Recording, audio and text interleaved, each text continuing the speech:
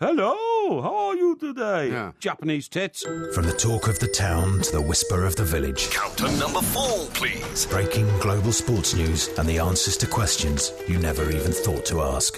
Has anyone got a spoon for my kiwi fruit? The two mics. Just like in that film. On Talk Sport. Look at the light! Got plenty of time. No, we haven't. Look at yes, the time. you have. I can make time. No, you know, how do you make I can time? invent time. Can you? I'll be down there with my banner and 3 fingers on each hand. Twa, twa, twa. Okay? 3 fingers on each hand. Yeah. Twa means 3. Twa, twa, twa. Yeah. You know? And that'll be... They'll be shouting it back to you as well.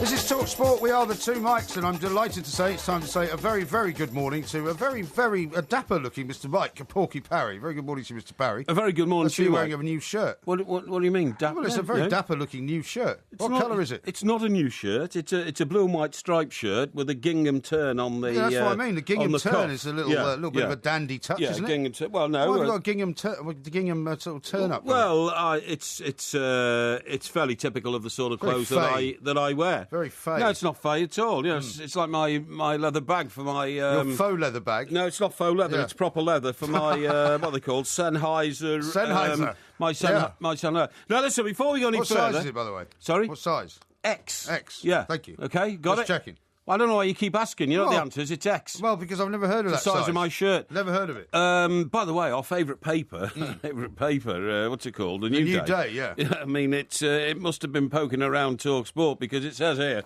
lead story today, bulging Britain.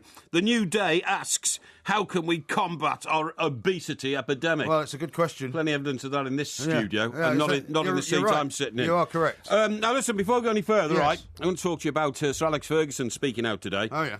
Pretty interesting, you know. He had a long interview with Sky. He's on some of the back pages as well. Oh, I know. As a result of that interview. I know, and of course they do it brilliantly. But isn't it interesting that during the whole course of that talk, the words Jose Mourinho didn't seem to enter the conversation? Are you saying there was an elephant in the room? Well, I'm saying there might have been a bit of an elephant in the room. Instead of bigging up Jose Mourinho in any way at all, or putting him down, or even commenting on him, he's bigging up old Pochettino. Yeah.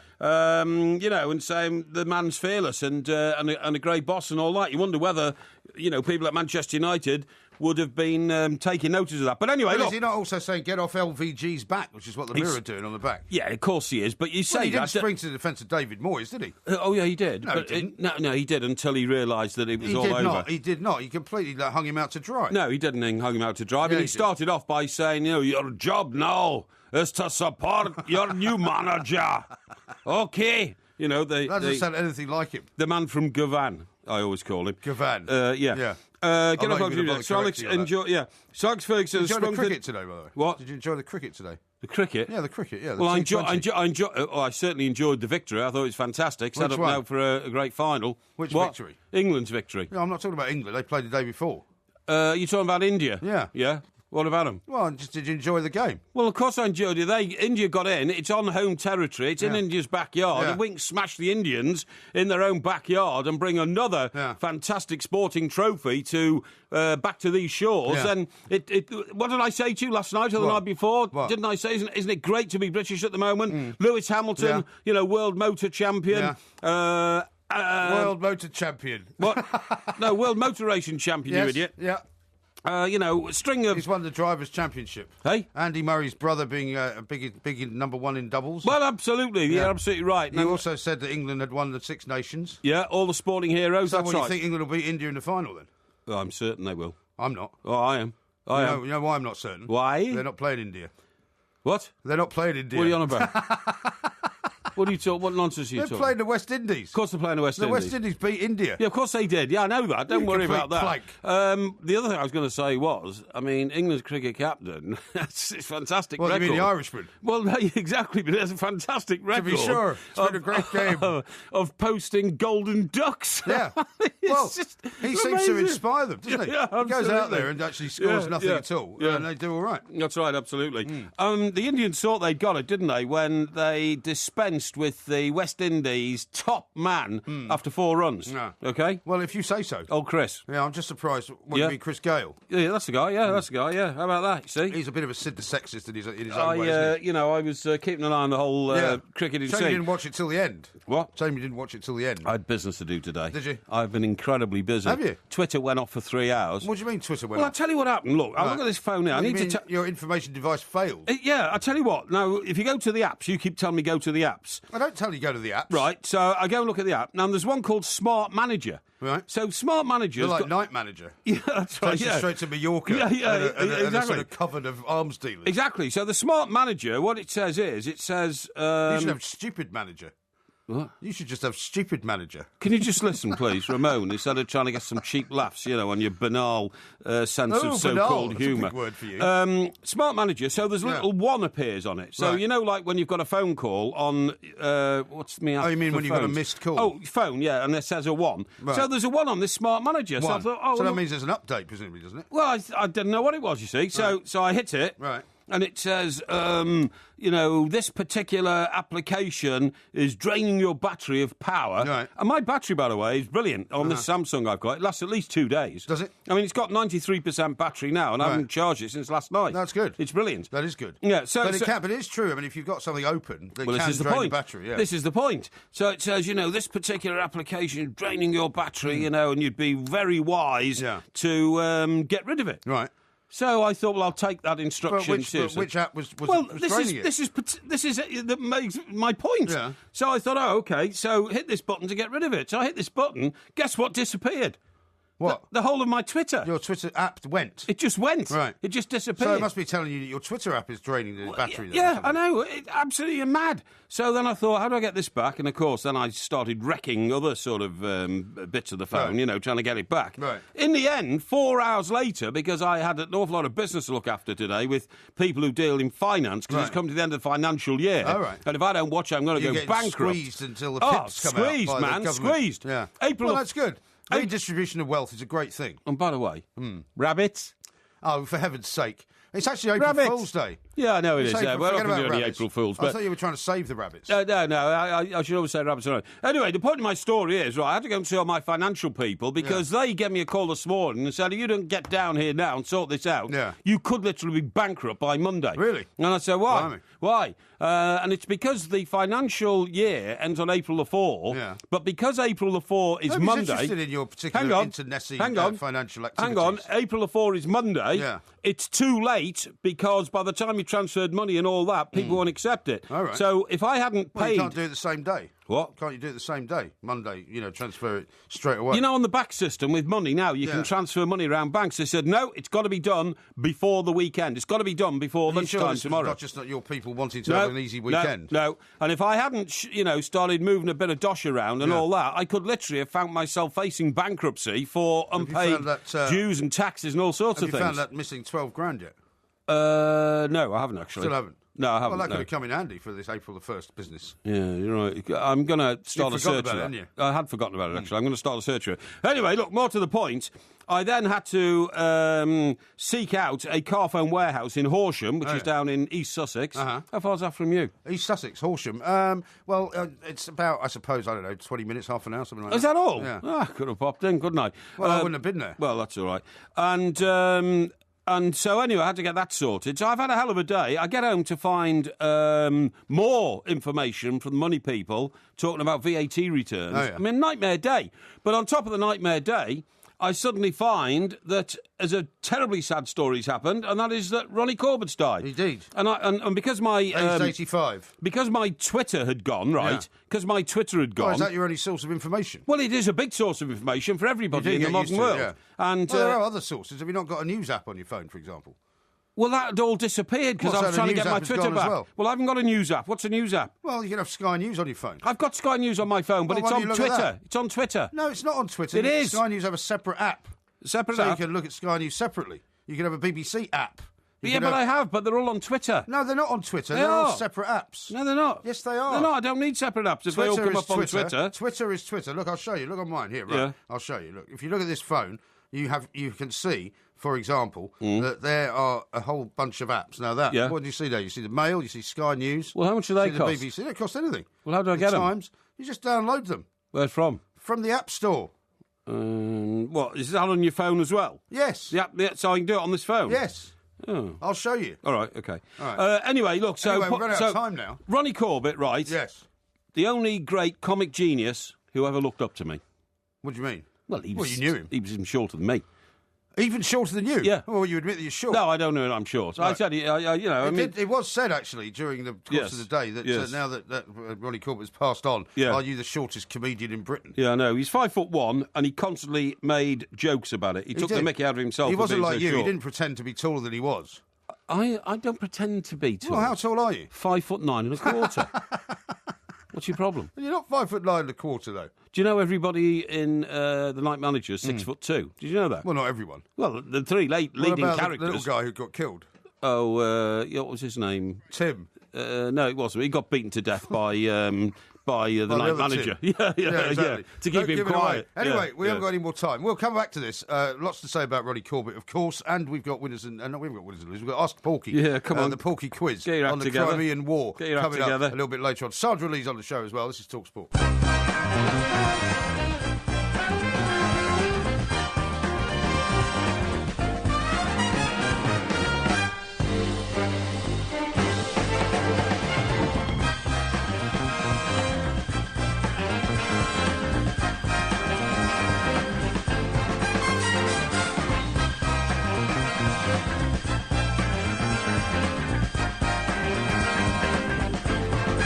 Sport, we are the two mics, and of course we got loads coming up throughout the show. We've got Steve Nicol coming up in a little while, looking ahead to Liverpool, Spurs, and all the big Premier Leagues. Great to have the Premier League back, isn't it? Yes. You have to say. Yes. Lots of tweets coming in already. Yes. King Eric says, no work tomorrow, I might just get porkied tonight. And he shows a picture of you at White Hart Lane lifting your shirt up inexplicably. Well, I mean, I've explained that a million times. Yeah, that was for the benefit of the fans who were conversing with me. Right. Matthew says, Porky only has one source of information. Hashtag Planks Journals. Planks Journals. Stock says, Sky News app, it's on Twitter. Plank. Yeah. Because it's not. And Red Devil Nath says, have you heard anything about Rooney going to China? Apparently it's a done deal. United will make it public at 12 p.m. Seems unlikely to me, Red Devil Nath. Yeah, seems unlikely to me as well. I think it's probably an April Fool. Yeah. Getting back to Ronnie Corbett, yes. right, he clearly was a very loved man because every newspaper that drops on a doormat tomorrow morning will have him on the front. And the Daily Mail have even started a campaign already. Why wasn't he knighted? Ronnie Corbett, the 5'1" giant of British comedy, was remembered with an outpouring of affection yesterday after his death at 85. Yes. Never cruel or crude, Ronnie Corbett made millions laugh and shone with decency. When so many spivs and cronies get gongs, why wasn't he knighted? I mean, that's nice, that. It is. And it would be... It is surprising that he wasn't knighted in a way, isn't it? Well... I don't know, really. I mean, the process is difficult, I suppose. The process is difficult. A number of people who are queuing up to be knighted. I mean, how long has Bruce Forsyth paid, fulsome tribute to him as a friend?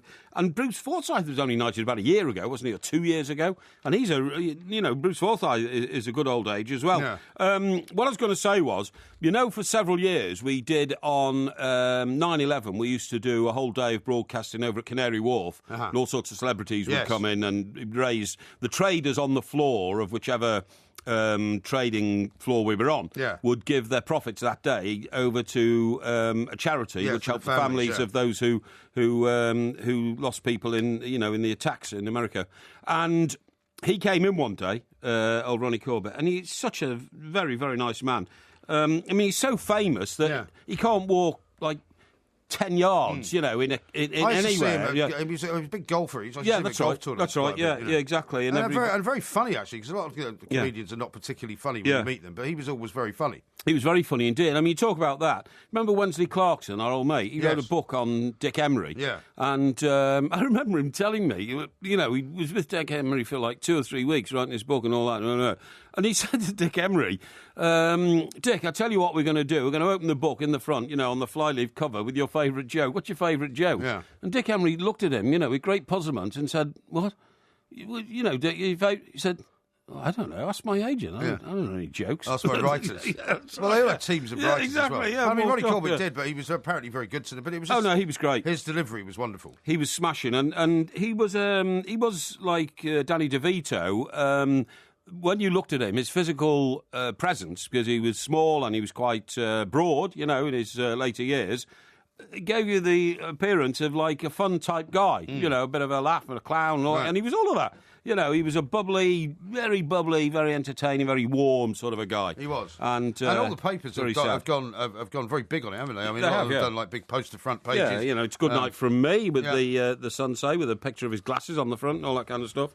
And pictures of him in that sort of high-winged back chair he used to sit in, which I'm told he always had made bigger than it should have been to make him look smaller. Yeah, exactly. Yeah. Well, that's what I mean. He was that's part of his joke. He was quite happy about people, because I saw him when he was picking. I think he was picking up his MBE. Yes, CBE. Palace. Was it CBE? Yeah, 2012. And he said that he had to leave in a hurry because he was appearing on top of somebody's wedding cake. That's right. Yeah, that's right. Yeah, you say all those sort of things. You would never be self-deprecating like that. Oh, I would, and I am. I often am. You often are? Yeah. Really? When you get to the end of your life and you find that every newspaper in the country suddenly splashes all over your front page, it means you've had a very worthy life, you know what I mean? What, you mean because you're on the front page? Well, he's a very famous guy. I mean, the Telegraph, for instance, not known for their ribald love of show business and all that. I mean, the top 1/3 of their front page, and they're a broadsheet newspaper, by the way. Yeah. Ronnie Corbett, 1930 to 2016. It's Good Night From Him. Revealed Ronnie Corbett They say he was going to be knighted.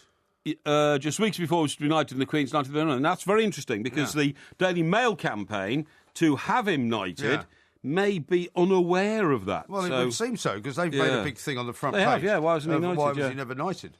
Which is a bit daft, really, if he was about to be. It was, So it's a bit of a blunder. Well, look, this will all spill out over the next 24 hours or so, won't it? Yeah. Mark says this, MG teaching Porky that there's more than just Twitter, #apps, #painful, #planks. Yeah, well, that's a bit unkind, because I can't be expected to know everything about technology. No, exactly. I have enough knowledge in my head. Old, really, to know I have about it. enough knowledge in my head to fill Encyclopedia Britannica, but it doesn't include the ins and outs of modern-day technology. Some guy called Lofty McLofty says, thanks for that, Night Manager's only 2 shows in down in Australia. Oh, really? Yeah, so we shouldn't have given anything away. Tough luck, pal. But there's plenty coming up, include a lot of Rogerising. No, don't tell him. How about this one? Here's one from Steve. You had a chance there to earn a few quid from Porky for the apps. Ha ha. He says, but I wouldn't do anything like that. And Hackman says he's had a change of mind on the Porky Quiz. The Crimean War, the man doesn't know how to download an app, so I'm going to make it 1 out of 10. 1 out of 10. No. I've spent all day reading my journals. Don't worry, I've got historical journals lined in the library at my home, so don't worry about that. Oh, I'm not worried about it. Now, what I wanted to say was, do you see the talk with Sir Alex Ferguson today? Well, no, you've already sort of mentioned it. Yeah, I didn't actually see it on television. Didn't mention Jose Mourinho No, I know, you said that already. No, it's interesting. But he's also, as I say, I mean, he seems to be being quite nice about Louis van Gaal. Yes, he was. Well, he has to be, doesn't he? Because you've got to give the guy some support. But why was he not nice about your man, David Moyes? Well, David Moyes was his direct choice, wasn't he? That's what I mean. Literally, Well, he was the chosen one. That was what he was called, wasn't he? He was the chosen one, yeah. And I think... And then he was hung out to dry. Well, no, it wasn't hung out to dry. I think it backfired so badly that you couldn't then start going around and calling black-white, could you? You couldn't sort of say, oh, this is working and stick with him and all that. They thought that... I don't think anybody realised how difficult it was going to be to replace Sir Alex Ferguson, did they? Well, they should have done. Well, they didn't. They should have had some more foresight. Yeah. And they should have also realised that the chief executive walk away at the same time was a pretty stupid error. Well, nobody realised that, and I suppose most of the ownership of the club resides in America, doesn't it, for most of the time. They seem to very rarely come over and attend games. And I think what they... Well, first of all, they didn't realise the massive influence Sir Alex Ferguson had on the club at every level. And then secondly, they thought, well, as Sir Alex involved in the succession, quite simply, he's just handing over the baton and it will just go on, and purr like a Rolls Royce, as it has done for the last 25 years. It'll just be a different man sitting in the manager's office. Now, Manchester United are playing Everton, of course, this weekend. Of course they are, 4 o'clock on Sunday, yeah, big game. Where will you be for that?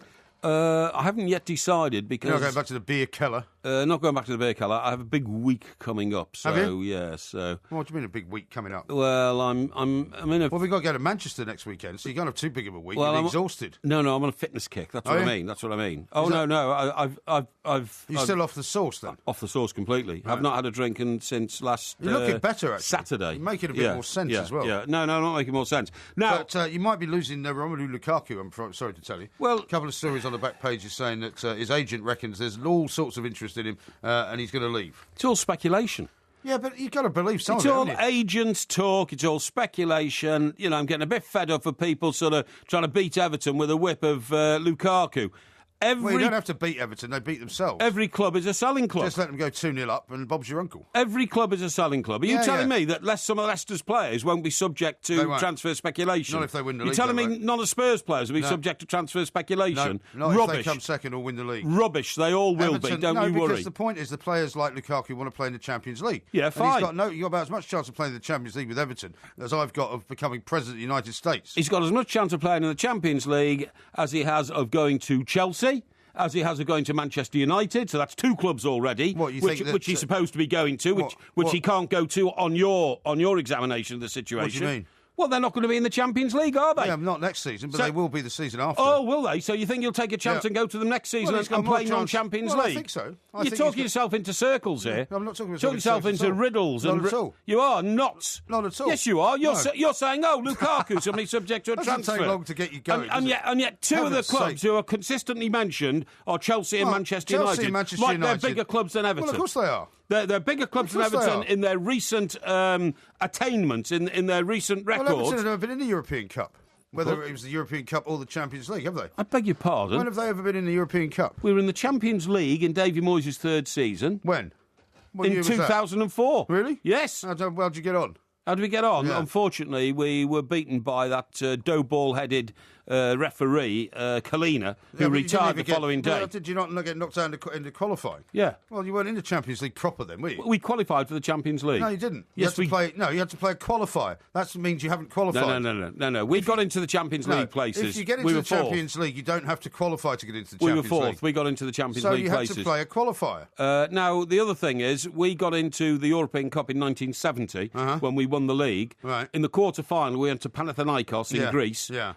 We'd drawn 1-1 at Goodison, and over there it was 0-0, but we were denied an obvious penalty and should have won 1-0. We would have then gone on to win the European Cup. As it was, you didn't do it. What? As it was, you didn't.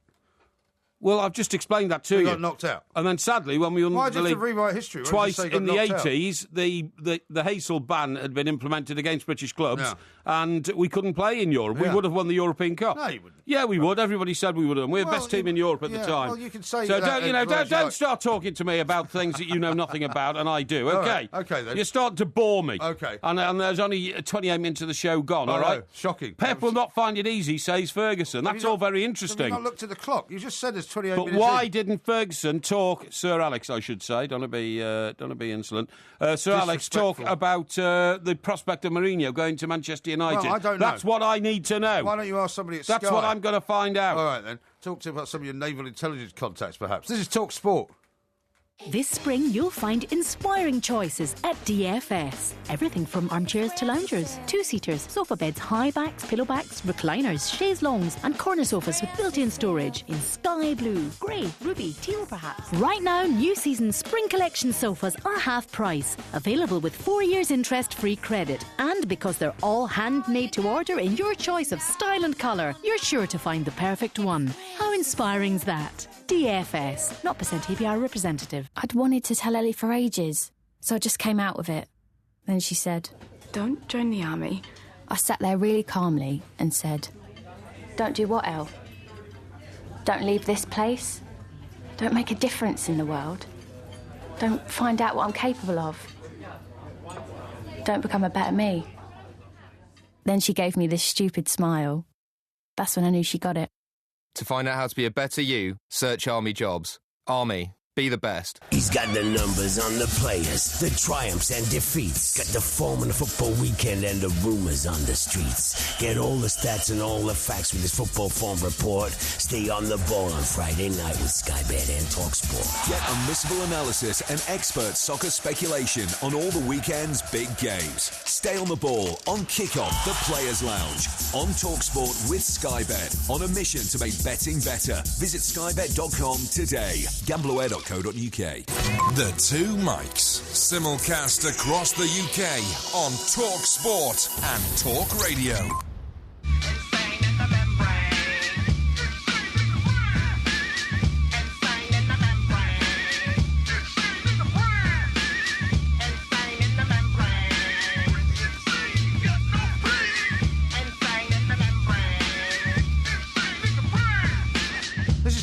We are the two Mikes, lots more coming up, and of course, including the Porky Quiz on the Crimean War. We've got Sandra Lee coming along as well to tell us about the latest shark attacks. You're keeping an eye on the women's cricket that's on as well, by the way. New Zealand playing against, I'm not sure who they're playing, actually. Who are they playing? I don't know. What's the sort of... the West Indies. Oh, West Indies, yeah. What's the attendance figure there? Must be the semi-final. I'm not sure. I think it's about 4. I've never seen a person inside a cricket in the stadium. I know, there. I know, it's amazing. There's a couple of their parents, I think, are there. But other than that, well, you know, it may just not be as popular as at a time because they play a little bit earlier. Yeah, they do. Than the men do. So Indeed, it's early in the morning. Don't be unkind. Hard for people to get up for that. Absolutely. Now, listen, this weekend, you know what? It could all be over because if you think about it, Spurs are going to Liverpool. What do you mean it could all be over? Well, I'm saying it could all be over. What, you mean if Leicester win and Spurs lose? Yes, exactly. That's exactly what I mean. Because look what's happening. Yeah. Spurs are going to Liverpool, aren't they? Yeah. Right? Now, what time's that game? That's the 5:30 live talk kick-off tomorrow. Live kick-off. Late kick-off on Saturday. That's right. And Leicester are the early game on Sunday, and we're covering both games. We are. And if Leicester, you know... It's a stroke of luck, isn't it? Exactly. If Liverpool manage to trounce Tottenham, which they could do, because Liverpool are very erratic this season, you know what I mean? Although I think Spurs will win that one, to be honest. I'd be amazed if Spurs don't win. I'd be amazed if Spurs don't win. But just supposing they do, then Leicester have got Southampton at home, and Leicester's home record is so good, you'd have to back them to win that. That would then be 7 games left and an 8-point difference. Right. No, I think it'd be more than that, wouldn't it? Well, no, it's 8 points. It's 5 at the moment, isn't it? That's right, 8-point difference. And there's no way in the world you can chuck that away, is there? Well, you would think not. You would think not. Yeah, but we'll be able to do those predictions coming up a little bit later. Yeah, we certainly will. OK. A lot of people are saying that they want your Porky Jinx to stay away, of course, from the cricket on Sunday when England play the West Indies. England play the West Indies. They don't want you to back England. They want you to back. They want you to back the West Indies. Trying to wind me up that you. I was not trying to wind you up. I assumed you knew. Trying to make out that I thought India had got through to the final. Good. What sort of a dope do you think I am? Well, I mean, I don't think you're any kind of a dope. Now, there are those who say there should be dope testing. By the way, I can tell you that an executive decision has been made by the executive producers of the show. Oh, yes. To film the quiz this afternoon. Oh, okay. I'm all for I don't mind that. So that it can be made very clear that there's no gerrymandering going on, no cheating from you. Perestroika. There's only one set of questions which I'll be holding in my hand. Perestroika, glasnost. All right. That's what I believe in. Is that what your Russian handlers have been saying? That's right. Openness. We must be open. Now, talking about jinxes, right? Yeah. A few unkind jibes at me today because one of my favourite actresses, who in fact is Beverly Callard, who plays Liz McDonald in Coronation Street. Yeah, she's having a bit of a rough time. She's having a rough time, and I feel very sorry for her because I think she's feeling the strain a bit. It is a bit of a coincidence, is it not? Well, she fell ill literally a few hours after you did that impersonation of her. Well, this is on Too Much TV. This is why I'm feeling a bit sort of glum, actually, because poor old Liz is clearly, feeling a bit of pressure and the very high-powered job she's got, and she's taking some time off Coronation Street. What do you mean, very high-powered job? Well, she's an actress. Yeah, I know. And how's that a high-powered job? Because she's on television 3 or 4 times a week, in the country's leading soap opera and one of the most watched programmes in the world. Well, it's not as if you're working in the steel industry in Port Talbot, though, is it? I mean, it's not exactly that kind of high-powered and disappointing situation. We'll talk about that in a minute, because that's an interesting situation as well. But what I'm saying is, as a tribute to Liz, because we're going to Manchester to the Dance House a week on Saturday. That's right. Still a few tickets left if people want to go, by the way. How do they get hold of the tickets? Well, they get them on the twomics.co.uk. It's probably the easiest place. That's probably the easiest place. Or they can go to Facebook, where there's a load of stuff on there as well. Facebook, load of stuff on there as well. Now, what I was going to say was, I did this sort of tribute thing to Liz, saying, how nice it was that we're going to be in Manchester and she was going to be there. It was as well. And, I said, apparently, them 2 Marks are coming to the Dance House in Manchester. And apparently, I was top of the FMP. You know what that is? The first Mrs. Parry. I was going to be the first Mrs. Parry. A lot of people said that your accent veers from sort of Mancunian to Yorkshire to Scots to Irish. Somebody in the space accused me 5 minutes of sounding more like Vera, but actually you're confused because I've got another Vera video on the same channel. That's true. But anyway, look, all I'm trying to say is get well soon to Liz.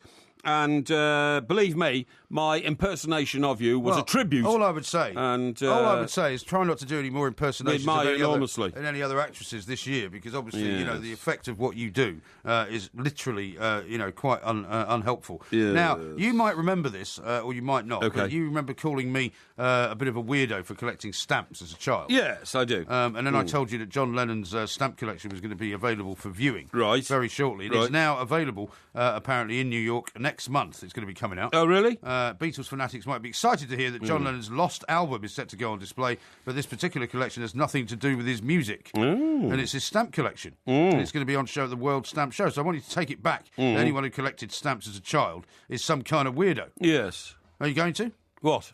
You're going to take it back? No. So you think John Lennon was a weirdo then? Well, John Lennon was a very strange man. I've never met anybody or read about anybody who ever thought that John Lennon had a sense of humour, for instance. Really? Well, he had this kind of weird sense of humour, and he was quite wicked and quite cruel, in which he had a go at people sometimes and snapped at them and wrote strange sort of ditties about them and all that kind of stuff. But apparently he wasn't a particularly... Apparently? Yeah. That's going to be the new word of the night. Apparently. He wasn't an easy guy to get along with. He didn't have a lot of friends. Right. People didn't get close to him. He was devoted to Yoko Ono to the express distance of everybody else, if you see what I mean. And he wasn't an easy guy to get along with. So, well, how about this from the guy who's putting the thing together? Yeah. He says, as a boy, he was just like every other child, curious about the world, interested in saving pretty things that came his way, and able to give free rein to his whimsy, as we can see in the little beards he drew on Queen Victoria and King George, which he drew on the little stamps that he got. He got a lot of stamps from New Zealand. Well, fancy ruining the stamps by doodling on them. Well, what's wrong with that? Well, I mean, if a stamp's valuable, it's wrecked and ruined if you suddenly doodle on it. But his stamp collection book is full of little doodles, you see. You can see them there. Oh, I see. So that's why they think it's going to be worth about 30 When he used grand. to do those doodles, and he lived with his Aunt Mimi, as you know, she used to pick them up and scrunch them up and throw them in the bin. And he used to say, don't do that, Aunt Mimi. He said, one of these days when I'm famous, they'll be worth millions. And of course, he was right. They were, You're probably right. It's probably actually one of those horrendous... Now, I've got some great news for beer drinkers, OK? Now, I've got to tell you one other thing about, just before we forget the subject of Ronnie Corbett. Did you see what Jeremy Corbyn sent out today? And I have to say that Jeremy Corbyn does not look to me like a man that has a sense of humour. No, I agree. Do you know where he went? He said on his Twitter, Ronnie Corbett was a giant of British entertainment. Oh, OK. Is that it? I think it's a bit unfortunate choice of words. Very unfortunate choice of words, unless he's trying to be ironic, but I doubt it. No, I don't think so. No. He was a giant of British entertainment. He was loved by millions. He will be dearly missed. Our thoughts are with his family. Yeah. You see, politicians doing that, I think they just shouldn't bother. Well, you see, politicians put their foot in it all the time. Yeah. For instance, Mr Corbyn is also attacking government policy for the Port Talbot situation, which I was going to get to later. Yeah. But Mr Corbyn is a member of a party who, when they were last in power, imposed so many surcharges and taxes on power in this country, we became completely uncompetitive. Yeah. And so a place like Port Talbot, which obviously uses a lot of power to produce steel, became massively uncompetitive with the rest of the world. Yeah. When China were churning out steel at, X price per tonne, we were turning out X price plus 50% because of the massive charges landed. Ed Miliband was responsible when he was Minister of Energy. Yeah, it's been a complete disaster. A complete disaster. We better have some more charges, more taxes on our power bills because we've got to save the world. Of course, the world isn't going to be saved by putting massive taxes on power bills, and the world is not going to be saved by shipping in tanker loads of redwood trees which have been chopped down in Canada to chop up into bits and put into power stations in Yorkshire and double the cost of producing power. I mean, the only thing that does seem sensible to do, which they're not doing, and neither one of the parties has done it, is that if somebody is actually in receipt of subsidies from the government, they should be forced to buy British products if they're going to be building things. Of course. Which apparently at the moment they're not. No, of course so not. they take a load of taxpayers' money, they set up themselves in business, they build all sorts of things, That's right. and they buy cheap steel in from other countries. Absolutely right. So they could fix that at least, couldn't they? Yeah. What is the moral argument about, well, hang on, when the banks nearly went bust, we had to kind of nationalise them. So if the steel industry's going bust, why don't we nationalise that? Yeah. What's the moral argument there? Well, there isn't one, is there? So what do you think? Yeah, well, they shouldn't. I mean, nationalisation is never the answer. Well, that's to nationalise the banks. Yeah, no, the banks are not nationalised, though, because if the banks were nationalised, they'd be run by the government. Well, saving the banks was something that they said they had to do because they were worried hang on, that the government still owns up to 80% of banks like the Royal Bank of Scotland. That's not what nationalisation is, though. Well, I'm sorry, but nationalisation is not just owning something or owning shares in something. It's actually running it. Yeah, and that's what we don't want to do. Well, do you think we should bail out the steel industry in South Wales? I don't think we should have bailed out the banks, and I don't think we should bail out anybody. Oh, you see, you don't understand the economy. Yeah, I do. If you hadn't bailed out the banks, you wouldn't be able to get money out of a hole in the war machine. No, that's not true. The economy would have imploded. No, it wouldn't have. Because of the massive excess spending of stupid politicians, we nearly went bankrupt. No, it wouldn't have. We nearly went bankrupt. No, it wouldn't have. You need to learn about economics. I did a degree in economics. To come on this show and try and talk about, the way that the economy nearly collapsed without knowing the facts. I do know the Having facts. the facts at your fingertips I know the facts very makes well. you look like a goon. I can point you very much towards many economists who believe that actually what I'm saying is right, because if we hadn't bailed out the banks, then some banks would have died, quite rightly, and they should have died, instead of us wasting a bucket load of money, throwing good money after bad. That's what should have happened. I'm worried about the good people of Port Talbot. I'm on your side. No, don't give us that sanctimonious rubbish. This is Talk Sport. First I was afraid, I was petrified, kept thinking I could never live without you by my side. But then I spent so many nights thinking how you did me wrong, and I grew strong, and I learned how to get along, and so you're back from outer space. I just walked in to find you here with that sad look upon your face. I should have changed that stupid lock, I should have made you leave your key. If I'd have known for just 1 second you'd be back to bother me. Oh, now go. This is Talk Sport. We are the two mics. Steve Nicol coming up in a little while.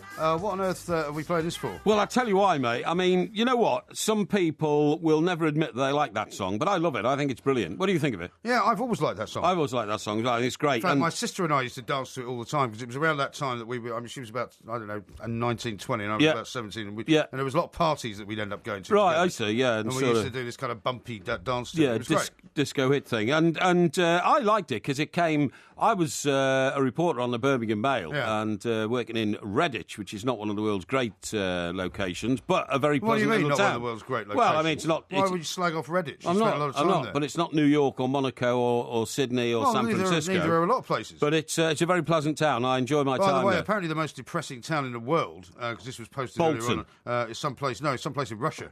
Oh, well, I'm going to tell you about Bolton a bit later in the show. Right, okay. It's the only place... Bolton's the only place in Britain, seriously, where if you bought a property over the last 10 years, it's now worth less than it was. I bet it's not, actually. No, it is. Why are you laughing about that? It's the only place. It is, honest to God. Isn't that the case? Isn't some places up in the northeast like that as well? No, it's Bolton, really? for some unknown reason. Yeah, Really? seriously, I've got all the facts and figures because I have to keep an eye on my property portfolio, and believe me, I'm not going to buy anything in Bolton. Well, I don't think you should be laughing about it. But anyway, listen, So-called man of the people. Let's get back to Gloria Gaynor. So, I thought it was brilliant, and it was an iconic song. And it came, by the way, during that period when Britain was almost closing down. You know what I mean? You know, when everyone was on strike and litter was piling up in the streets and all that. Thatcher's Britain. Yeah, Thatcher's Britain. So it was a bit of an I will survive thing. But anyway, the point is... What is the point? Steve Nichol's on, you know. We've got to talk to him. Yeah, I'm going to talk to him. Steve will be interested in this because he's over there. It is to be inducted into the Library of Congress as to be preserved as an iconic piece of American culture. Is that right? Culturally, historically, or aesthetically significant.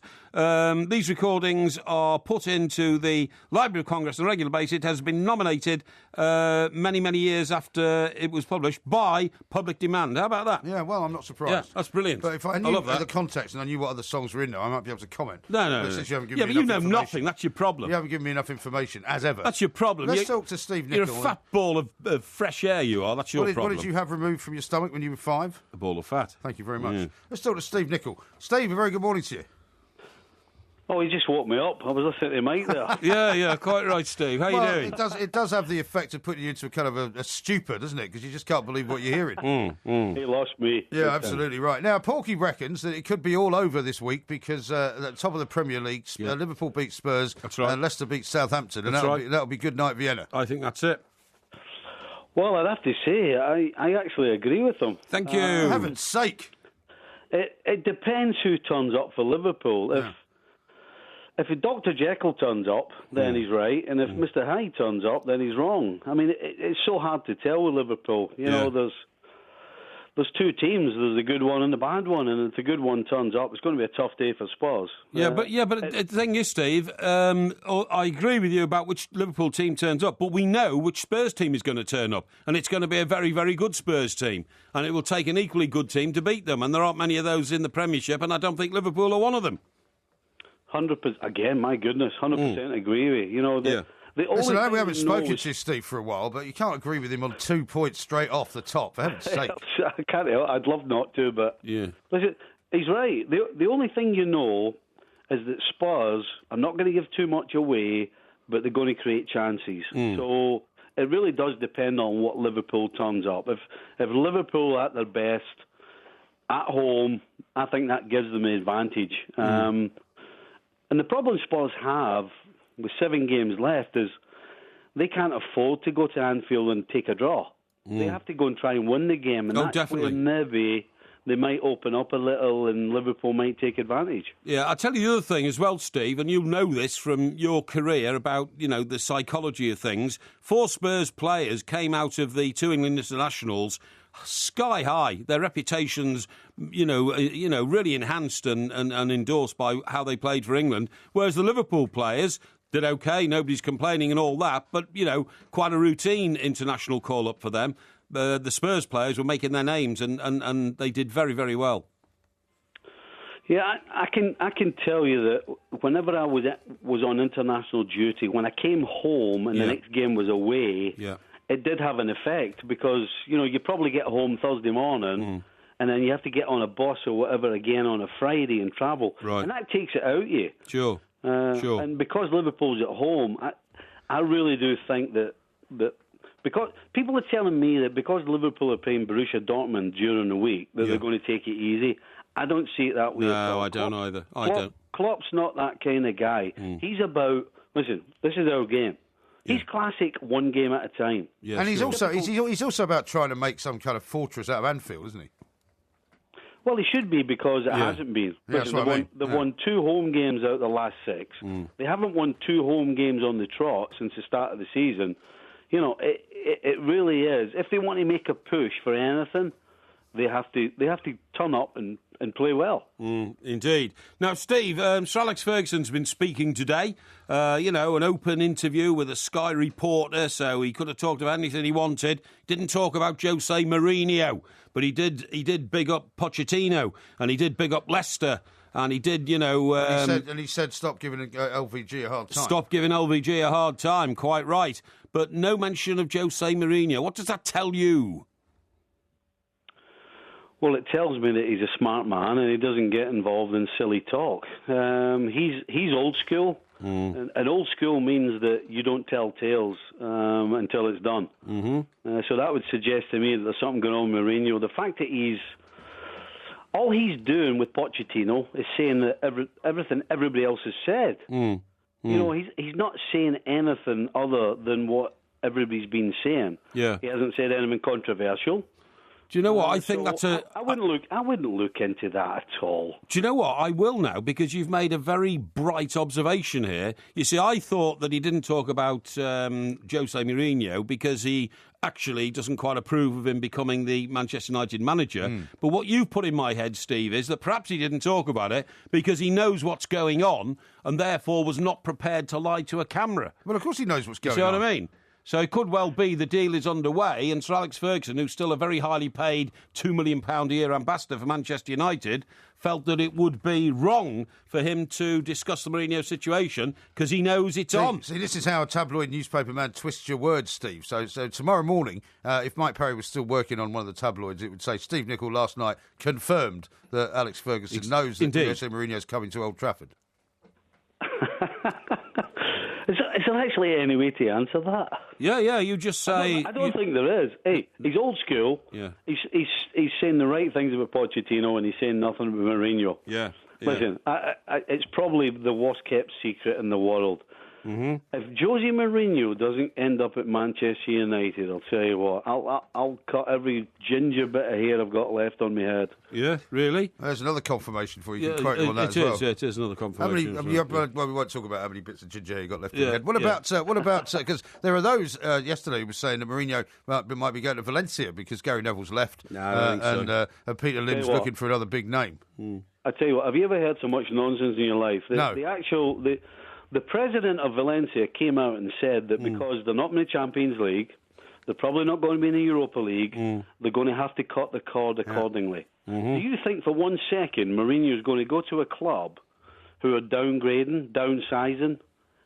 Is he going to go to a club like Manchester? The manager, $15 million a year. I don't think so. Well, I mean, I suppose it remains to be seen. United could still get themselves into the Champions League, but do you think Mourinho's waiting to see if they are in the Champions League before he makes a decision to go? Mate, let's be honest. There's a world of difference between Valencia not being in the Champions League, Manchester United. Yeah. I mean, of course, the fact that he can go there and have a season without that is only going to help the team. And when he takes them back, he's going to look great. So this Valencia thing makes no sense whatsoever. No, fair enough. Yeah, excellent stuff. So at the end of this weekend, you're thinking that Leicester might have just run away with it. So are you one of those now that thinks Leicester are going to win the league? I'm really struggling to find an argument why Leicester cannot go on and win the league. Exactly. You're saying that now. Sorry? You're saying that now. Of course you were one of those who kept saying they were going to fall over, they were going to stumble, after Christmas it wouldn't work. I have never said that. I haven't. I've been consistent for weeks now. Saying they're not going to win the league. No, I said they were going to win the league. Don't worry about that. Don't worry about that. Yeah. Steve, listen, we're going to have to leave it there. Thank you very much indeed. Steve Nicol there with his thoughts on Liverpool and Tottenham coming up this weekend. And Porky says if Liverpool win and Leicester win, then that'll be the end of the Premier League race. Will it? 08717 22 3344. This is TalkSport.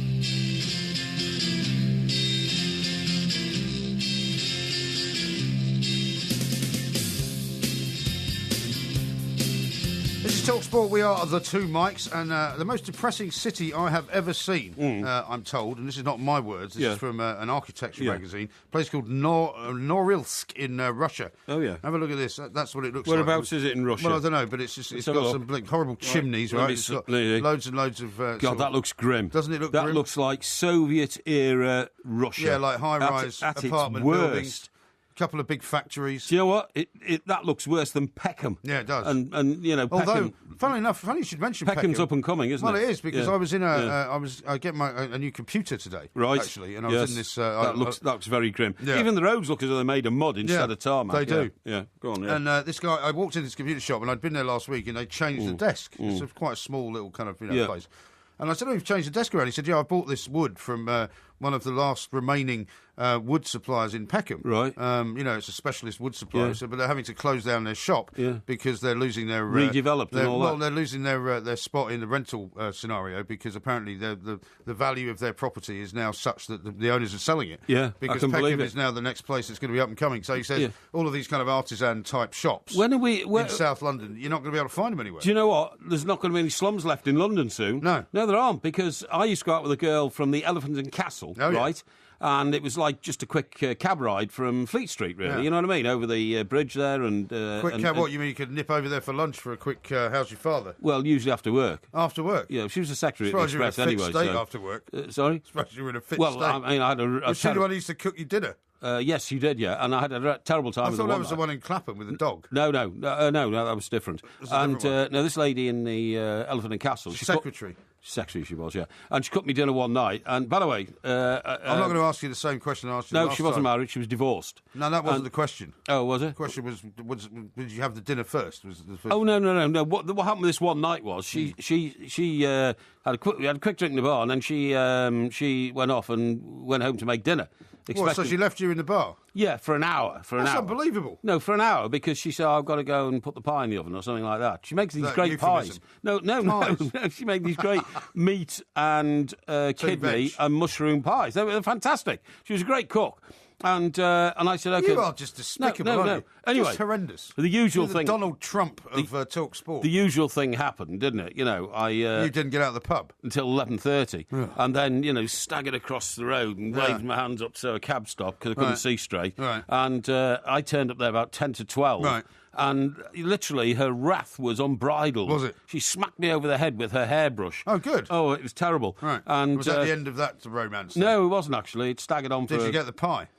Oh, the pie was ruined. She'd put it in the bin and everything. I mean, she's very angry, Oh, dear. And the thing is, in those days, there were no mobile phones. Yeah. So she kept ringing the Popinjay where we were, and I kept paying the barman to say I'd left. You see what I mean? Right. I was just left and all that kind of Shocking. stuff. And it was shocking. You know that. But they've knocked down the block of flats that she lived in. Yeah, They've gone. Surprised. They've I'm gone. Not surprised. We'll talk some more about that coming up. The Barclays Premier League on Talk Sport. 100% football all weekend, every weekend. Oh my word, he's put it beyond the goalkeeper. Tomorrow afternoon from 5, Liverpool versus Spurs. Flicked on again and it's in. Spurs have the lead. Sunday from 1, Leicester versus Southampton. Vardy helps it on. Okazaki! What a goal! Plus, around the grounds with live reports from every game throughout the season. Official partner of the Barclays Premier League, Talk Sport.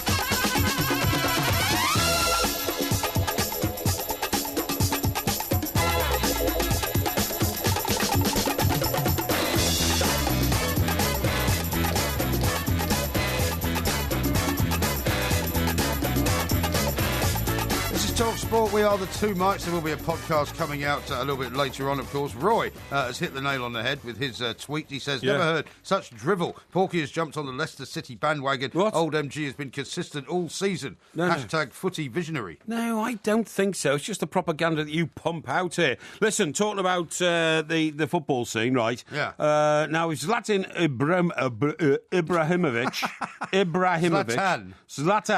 Ibrahimovic comes to this country. Let's call him Zlatan. It's a lot easier. Zlatan, yeah, OK. If Zlatan Ibi comes to this country, according to my old mate, Mr. Matt Lawton, on the back of the Daily Mail, he wants 600 grand a week. Yeah, I know. Now, the thing is, that although that sounds ridiculous, the point is he's coming on a free transfer. Yeah. Now, supposing they paid 50 million for him, right? Yeah. Well, that is £600 a week at 18 months. Seriously. More than 600, you mean 600,000? 600,000 a week for 18 months equals 50 million. Sure. So, I mean, it's the same thing. You see what I mean? And also, they're going to have so much money next season. Yeah. It's a drop in the ocean, really, isn't it? Yeah, it is a drop in the ocean. Well, you have said in the past, have you not, that it's not going to be long before the £1 million a week football. Easy. It says in this same story of Matt's that he's already been offered £1 million a week to go to China anyway. Yeah. But he doesn't want to, go to what's really a football wasteland too soon, because he could have another season in Europe and then go there. You know what I mean? Yeah, he could well do. So, I remember... I'd hope he does come to the Premier League, because I think Zlatan in the Premier League would be tremendous. I think it would be very exciting indeed. I don't think we'd see the best of him in terms of, he's now older than he was when he was doing cartwells to score goals against England and all that kind of stuff. It doesn't matter. He's still a magnificent specimen. Of course he is. Of course he is. A fantastic character. Of course he is. And actually, surely it makes sense to pay him 600 grand a week, because you don't... what I'm saying is, if you spend 50 million on a player, like somebody is probably going to spend that on Romelu Lukaku, you expect some sell-on money when in 2 or 3 years' time when he moves on again. But as long as you sort of got it into your head, well, we're not getting any sell-on money anyway, so I might as well spend the 50 million on just paying him the wages. Yeah. I mean, what team would he join and improve? Well, I think Manchester United. Well, I've said this before, that I think he could become a kind of Eric Cantona figure, even if it was only for one season. It'd be great. Now, a couple more tweets to read out to you. Okay. Driol says this: I actually used a Porky story about modern men crying the other day, told it to a very nervous, tearful patient of mine. Yes. It worked. Hang on, is that a doctor? I presume he must be a doctor. Is that a doctor? Yeah, it must be. A doctor using the words of the Porkmeister to help his patients. That must please you. That's fantastic. Yeah, isn't it? Right. Yeah. Now, how about this one from Derek in Pencoed? He says, Mike, Porky claims to be worried about the people from Port Talbot. I am. He is talking rubbish. He has said in the past he only cares about himself. No, I've never said that. I do care about the people of Port Talbot. Now, no, you don't. If we hadn't... You do not care about them at all. If we hadn't stacked taxes on our power bills in this country, to make them the most expensive in Europe and the most expensive, therefore, in the world, Port Talbot would still be going. Yeah, well, how about this from Steve? Yeah. He says, if we taxed the Porky Empire, we'd have enough money to keep the steelworks going for years. Well, I think we should find some public money to keep the steel industry going for a number of reasons. Firstly, you're dealing with people's lives here, and Well, you must know better than me. You were editor of the Welsh Mirror. You can't subsidise a place that's losing £1 million a day. Well, which is what it's losing. What do you want to do? You want to cast these people into the wilderness of poverty? I'm afraid is that what you want? That's not what I want, but that's the reality. It's not up to me as to what happens to these people. Right. The bottom line is, as has happened in various parts of the country, steelworks closed down.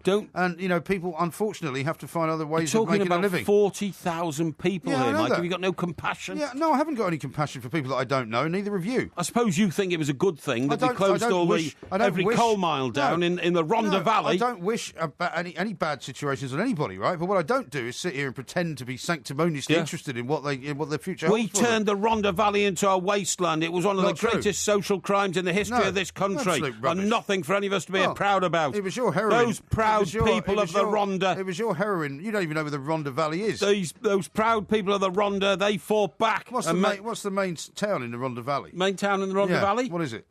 What? What is it?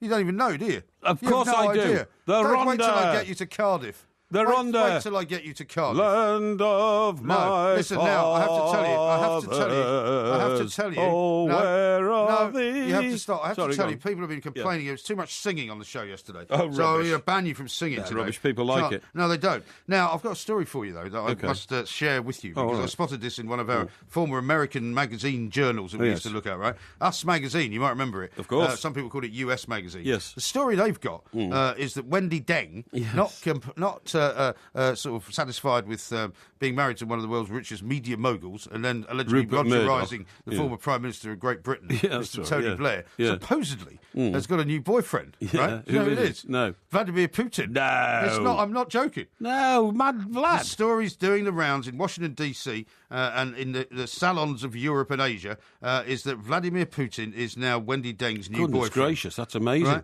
Now, apparently he split up with his former wife of 30 years, Lyudmila Putina, with whom he shares daughters Maria and Yekaterina. Right. The Kremlin confirmed their divorce in April 2014. Now, he rarely discusses his private life. But apparently, Wendy Deng is now very much romancing him. This is the same Mad Vlad who rides around on horseback with a gun in his, without a shirt on, with bare torso and a gun in his arm to prove to everybody how hard he is. Wrestling bears and all that.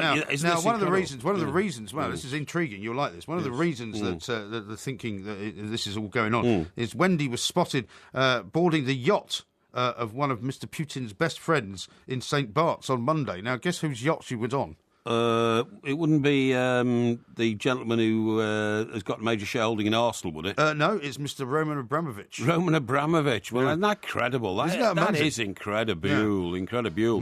I mean, just to give our listeners the background to it, Wendy Deng, of course, was just an average sort of middle-ranking executive in the Murdoch empire. She got a job working for Star TV in China, right, Star TV in China. And Mr. Murdoch turned up. He wanted to appoint an executive locally to sort of show him the ropes and all that. Yeah. She spoke perfect English. Showed him a bit more than a rope. That's right. I'm perfect Chinese or Mandarin or whatever it is they speak in that part of the world. And he ended up marrying her and having children with her. He did. But the problem was, while he was, making more billions at his offices in New York and L.A., Tony Blair turned up at the Santa Barbara ranch, didn't he? That's right. And did not tell Mr. Murdoch he'd been there, even though they had a conversation 2 days later. That's right. And so Mr. Murdoch was not happy. It's all a bit murky, it has to be said. Yeah. Now, James says, Leicester fans, beware. You now have the Porky jinx to contend with. And he quotes you, Leicester will now win the league. No, I don't think so. I think you'll find that, it's just common sense, really. It tells you where it's all going to go.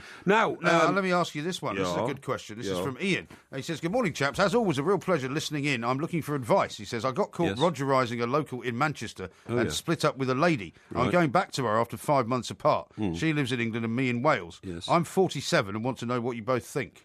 That's a bit of a complicated. It's not that complicated. Is he saying, should I get back with the lady? Well, I think he just wants to know what we think. Yeah, well, he's obviously going back to give it another try. Well, they've been apart for 5 months. She's booted him out because he has been seeking solace in the Lega-Overism department elsewhere. Is that right? Elsewhere, yes. It would seem so. Well, I think it depends on whether she's of a forgiving nature or not, really, doesn't it? Well, it does. I mean, I think she must be in order to ask him back. I think it also depends upon whether he's he doesn't say he's been asked back. He says he's going back to have another go. Well, he's going back. Presumably they've agreed. He's not going to just turn up. Oh, I don't. It sounds to me like he's chancing his arm again. No. Or more than his arm, maybe. You don't understand relationships. He would not be going back unless he'd been invited back. Well, I'm sure about that. That's obviously what the point is. OK, well, I would say have a go, pal. Have a go. Let's see what happens. I would say it depends on whether you've been continually Rogerising the other woman. Well, she must be off the scene by now. Well, she because if you have, then don't go back. And, right. if you haven't stopped Rogerising her, then you shouldn't, because that will be a waste of everybody's time. OK. And money. Which part of the world is that?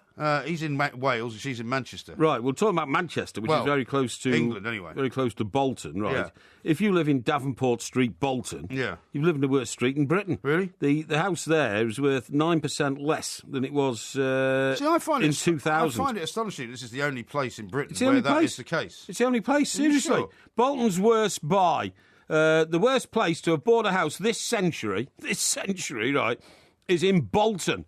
The town centre is the only area in England and Wales where house prices have fallen since 2000. Oh, yeah. I know you think, well, hang on, what about Hartlepool and what about, all them sort of, dreadful places in sort of dreadful parts of this country? And it says property values are 9% lower there now compared with a 172% average jump nationally. How about that? Yeah, astonishing. Pad in the centre of Bolton, Greater Manchester, was £77,000 on average in 2000. It peaked in 2008 at £106,000, but today it is worth just under £71,000. 9% less. Yeah. My God. I know. That's that amazing. Must shock you to the absolute core. It does shock me to the absolute core. To tears. Absolutely incredible. We've got lots more coming up. Sandra Lee joining us very shortly. We are the Two Mikes. The Two Mikes. Simulcast across the UK on Talk Sport and Talk Radio.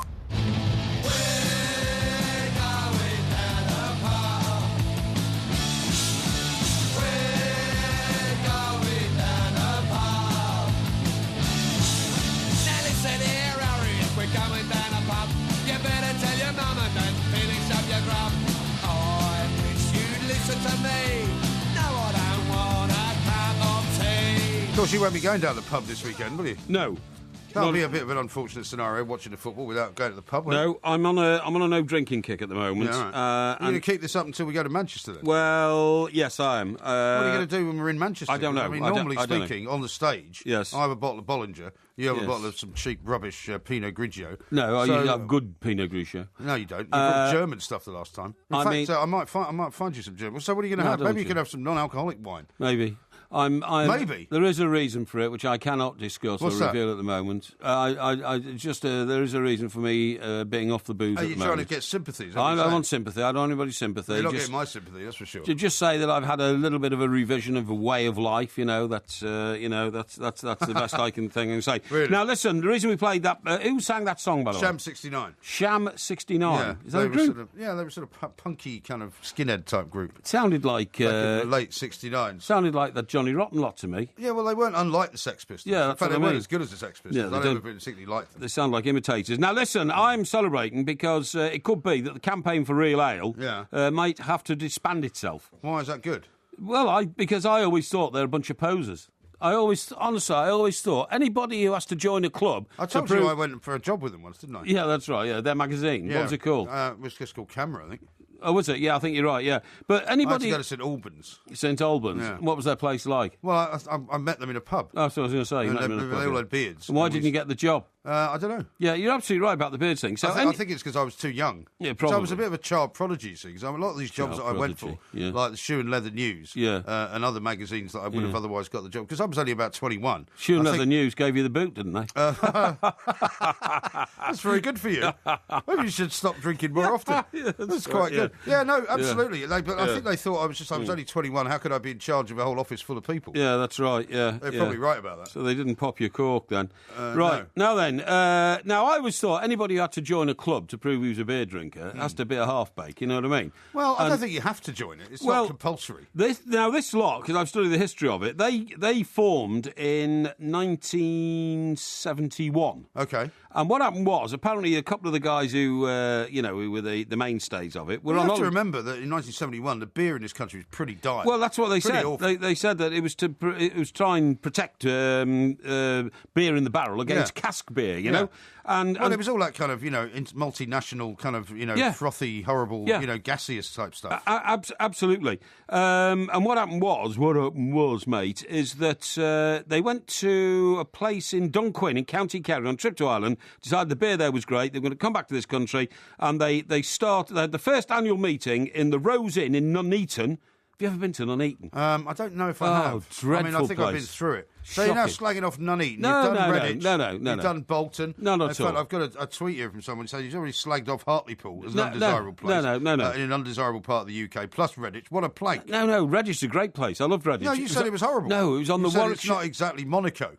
No, I know, but it's on the Warwickshire-Worcester border. It was a lovely place. I had my own flat there, given to me by the Redditch Development Corporation for £10 a week, including a garage. It's spectacular. Right. Spectacular. It was a lovely place. Now, what I was going to say is, so this lot come back, the first annual meeting at the Rose Inn in Nuneaton, and that night signed up 5,000 members. Right. I mean, you wouldn't get 5,000 people into a pub, but it was by word of mouth. They handed out all these forms, and then people photocopied them and sent them back. And, well, I mean, I have to say, if they are disbanding it because their job is now done. Yes, you have to say they've done a pretty good job. Well, funny you should say that. In those days, there were only maybe 50 sort of beers in barrels and all that. Casks beer, what you're talking about. Or places who made them. There's now over 1,500. There's loads of, what do they call these little places that make their own beer? Microbreweries. There's one in Portsmouth, actually. I go there and have Sunday lunch sometimes. Okay. And they've got all the pipes in the pub, you know what I mean? It's a lovely restaurant as well. And what about the beer? Do you like it? Yeah, I like the beer, yeah. I usually drink Pinot Grigio there. But you don't normally drink, real ale, do you? You're not a real ale person. Well, what do you call real ale? I mean, is London Pride real ale? No. Well, if it's hand-pumped, technically you could call it real ale. Yeah. But I mean, proper real ale, I suppose, tends to be from a smaller type brewery. That's right. Well, I do drink that a lot because my brother-in-law down in Bournemouth, he takes me to the Wetherspoons in the square. Right. I think it's the Man Over the Moon, one of them. Oh, the Man Under the Moon. No, it's the Man Over the Moon, I think. And that has a range of about, 14 beers. Because I've never been in a Wetherspoons that's had Thumper. I've never seen a Wetherspoons with hand-pumped beer. Oh, yeah, it has, honestly. I've only ever seen that. Have you heard of Thumper? No. Thumper, yeah, no. That's a great sort of real ale. So I do drink them, and he knows them all. But anyway, the point of my story is, right... what is the point of your story? So when I'm on the Chester Chronicle in 1974, aspiring young journalist and all that, there's a... £22 a week. £22 a week. Yeah. And there's a girl working there who I really fancy called Helen Hughes. Yeah. And she's a Queen School girl, so she's a bit of class, actually. Helen Hughes, Why are you giving us the last name as well? Well, I just thought, she'd have changed her name by now when she's got married years ago. She might have got divorced and gone back to her maiden name. Maybe. She went and joined a paper in Exeter, I think. But anyway, the point of the story is, I really fancied her. And I thought you said she worked in a pub. No, she worked on the paper with me. She was a reporter in the newsroom with me. Okay. She's a bit older than me, but I thought, that's okay. Did you try your luck with her? Oh, definitely, yeah. Did you get anywhere? Well, this is what I'm about to tell you. Okay. So I said to her, look, how do you fancy coming for a drink, after work on a Thursday, when I had all money in my pocket, my £22, £22. So instead of going out and getting bladderated with the boys, I thought, she said, well, actually, that's very nice of you. She said, but I'm meeting the camera guys tonight, to do a bit of a story on them. Oh, yeah. I said, oh, yeah, really? She said, yeah. She said, why don't you come with me? I thought, that's encouraging. So we went down to Watergate Street and into a pub there. And exactly what you've just said, there were 4 of them there. Right. All had beards. Right. All had woolly jumpers. Yeah. A couple of them wearing sandals. A couple of pipes, maybe? Pipes, yeah. And, I think one of them actually literally was the leader of the local... dancing bells thing. Adrian? No, maybe. But what was the Morris dancing? Morris dancing. One of them was a Morris dancer. Right. Another guy was into producing cheese, and no, I'm not joking. Bored me to death. What's wrong with that? Well, he said, a real ale can only be appreciated when a man eats it with cheese. Well, drinks it with eating cheese. You must have hated that. Eh? You must have hated it. I hated all of them. Yeah. So, but they all had their eye on Helen, you see, because she was sophisticated and they were all like peasants, you know what I mean? And from that moment on, I disliked anything to do with camera. And this is why, you see. Yeah. But it's a completely illogical hatred you've got of them. Why? Because obviously one of them got off with Helen, and that's why you've never forgiven them. No, they didn't. No, I fended them sure? off. Oh, yeah, I was far more sophisticated, and she realised that, know. So you ended up getting off with her? I did. I did, yeah. Really? I did, yeah. Blimey. Yeah. Her parents were away, and she had a very big house on the edge of a golf course in a place called Upton in Chester. So I got back there. So you went to Upton? Oh, I did, yeah. Now then, it says here, CAMRA has sometimes been criticised for failing to move with the times. This is a spokesman for CAMRA. And failing to embrace developments in the industry, such as craft beer. That's what they're called these days, right? Yeah. Now, that comes from a bloke called Hardman. Who's Hardman? Michael Hardman, a co-founder... Hey? Hardman? Hardman, yes, his name is Hardman, yeah. Hardman, what a name. Yeah, don't mess with me, pal, I'm a Hardman. Yeah, so Michael Hardman, co-founder, is to lead a review into whether CAMRA should continue, and in particular to continue to focus solely on real ale, that is fresh beer made from natural ingredients that mature in the cask. All right. Okay? Well, that is what I would say. That's why London Pride, for me, is not really a proper real ale, because it's made by a different process, and it's a massive brewery. Yeah. Do you know they've got 177,000 members? It doesn't surprise CAMRA. me. Yeah. I mean, is that a lot or not a lot? Well, it's a lot. It's an awful lot. I suppose it's a lot. I wouldn't dream of joining up. Well, you see, I'm not. You're one of those people that likes to join organisations, but you've got nefarious reasons for joining them. For example, you joined the British Legion in order to get a drink. Yes. You joined the Labour Party in order to get a drink. That's right. You joined the Conservative Party in order to get a drink. And play snooker. But you see, there's a pattern emerging here. But what you won't do is join a drinking society in order to get a drink. No, because that's a bit weird. No, I think there's a lot of weirdos in CAMRA. You know what I mean? Well, there's a lot of weirdos inside the British Legion and inside the Tory Party and the Labour Party. Well, yes, but I mean... doesn't stop you joining it. No, but again, I say, to join a club to prove that you're a beer drinker is a bit bizarre. Well, I don't think you are proving anything like that. But I mean, I'm just not one of those people that joins clubs of any kind, really. Yeah. I feel uncomfortable joining clubs. Yeah, well, no club would have you. Oh, club... Who said that? Groucho Marx? I wouldn't join any club that would have me as a member. That's entirely correct. You got it right the second time. Now, coming up next, Sandra Lee's going to be joining us. She's going to be telling us about the invasion of Australia and also a terrible surfing accident that happened where a guy had half his leg chewed off by a shark. Well, it's not an accident, mate. That's... well, what is it then? That's what happens in Australia if you go swimming. No, it's an accident. Thought we knew that. It's called an accident. This is Talk Sport. Inspire the next generation of young fans and celebrate the spirit of the game on Talk Sport with Barclays. Don't miss the warm-up and call Collymore this weekend when one lucky youngster will win tickets to their first ever Barclays Premier League game. Plus, keep listening to Talk Sport next week for your chance to get your hands on incredible big match tickets for you and a young fan. Win an unforgettable experience that will last a lifetime. Play first games on Talk Sport with Barclays, championing the true spirit of the game. For full terms and conditions, go to talksport.com/competitions. Everyone knows that all the best things come in threes. 3 Amigos, 3 Stooges, 3 Lions. And right now, if you sign up to 888 Sport, you'll get treble odds on your first bet. Play with 888 Sport and harness the power of 3 with treble odds on your first bet. New customers only. Minimum £5 bet to qualify. Maximum £10 bet at treble odds. Bet at normal odds. Extra winnings added as a free bet within 72 hours. Free bets must be used within 7 days and are not included in any returns. See site for full terms and conditions. 18 plus. Please gamble responsibly. Bienvenue au weekend sports breakfast avec Michelle Quinn and Georgie Bingham. Hey! Oh, really, Mickey? Every Saturday and Sunday morning from 7 on Talk Sport with Renault Pro Plus centres. It's the breakfast show that cooks up a souffle of sport and a pan of chocolat of pre-match build-up. There's no need to milk it, Mickey. The hors d'oeuvre to another big weekend feast of foot. The Weekend Sports Breakfast on Talk Sport with Renault Pro Plus centres. Dedicated experts who'll keep you moving. Fantastic. The Two Mics. Simulcast across the UK on Talk Sport and Talk Radio. Do you come from a land down under? Where men go and men wonder. Can't you hear the thunder? You better run, you better take cover.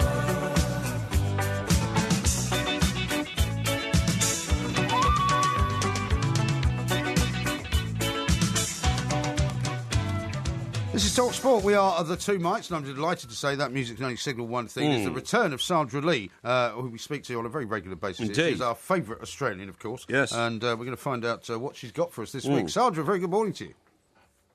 G'day, chaps. How are you? Very well indeed, and all the better for having you on the show, Sandra. Welcome. Oh, thank you, Mike. No, it's a pleasure. Now, I tell you what, we're going to be talking... Sorry. You're just taking over now, are you? No, I'm sorry. Well, I thought you'd said hello to Sandra. Well, I have said hello. Well, do you want to say hello again? What are you doing?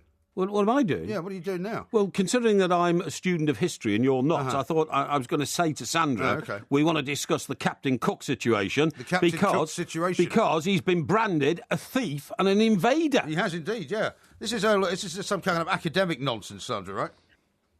That's exactly what it is. And once again, it's the politically correct brigade are out in force, saying that we have to rename what Captain Cook did in 1770. It was not the great discovery of Australia's east coast, but it was an invasion.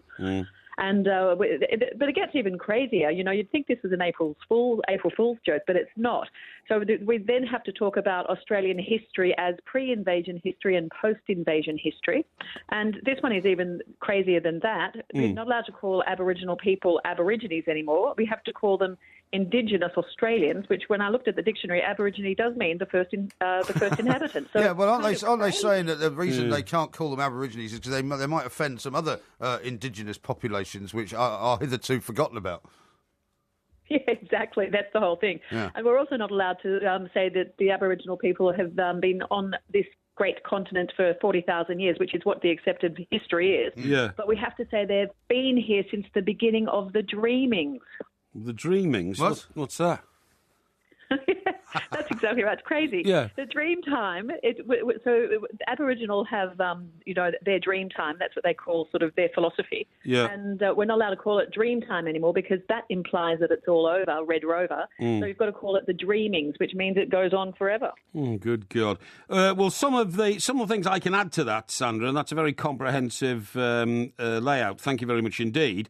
Are that you're not allowed to use words like Australia was not settled peacefully, it was invaded, occupied and colonised, and words such as primitive, simple, native and prehistoric are described... We could use all those words to describe you. ...are described as less... Sandra, what are you laughing at? He only does that to get a cheap laugh. Didn't you realise that? You know, I thought you were a woman of substance. Huh? Now, let me just continue. Complex and diverse societies. We're interviewing Sandra about, a conversation. Yeah. Why are you reading? You take up all the time with reading nonsense. I'm having an historical conversation with Sandra. All you're doing is putting in your pathetic 2 cents worth every now and then just to try and get in on the conversation. Yes. I mean, the other issue here, I suppose, Sandra, is that this is supported by a guy called Jackie Huggins, who's an Aboriginal historian. So the Aboriginals, or the Aborigines, have clearly taken on this ridiculous sort of liberal propaganda and are now being brainwashed into believing it's true. Liberal what? Liberal what, did you say? What do you mean? What did you say? Liberal what? What did you call it? I don't know, but propaganda. Say it. Yeah, the liberal propaganda, yeah. Propaganda? Yeah. What do you think it is? It's propaganda. That's what I said it was. The emphasis is on the ander.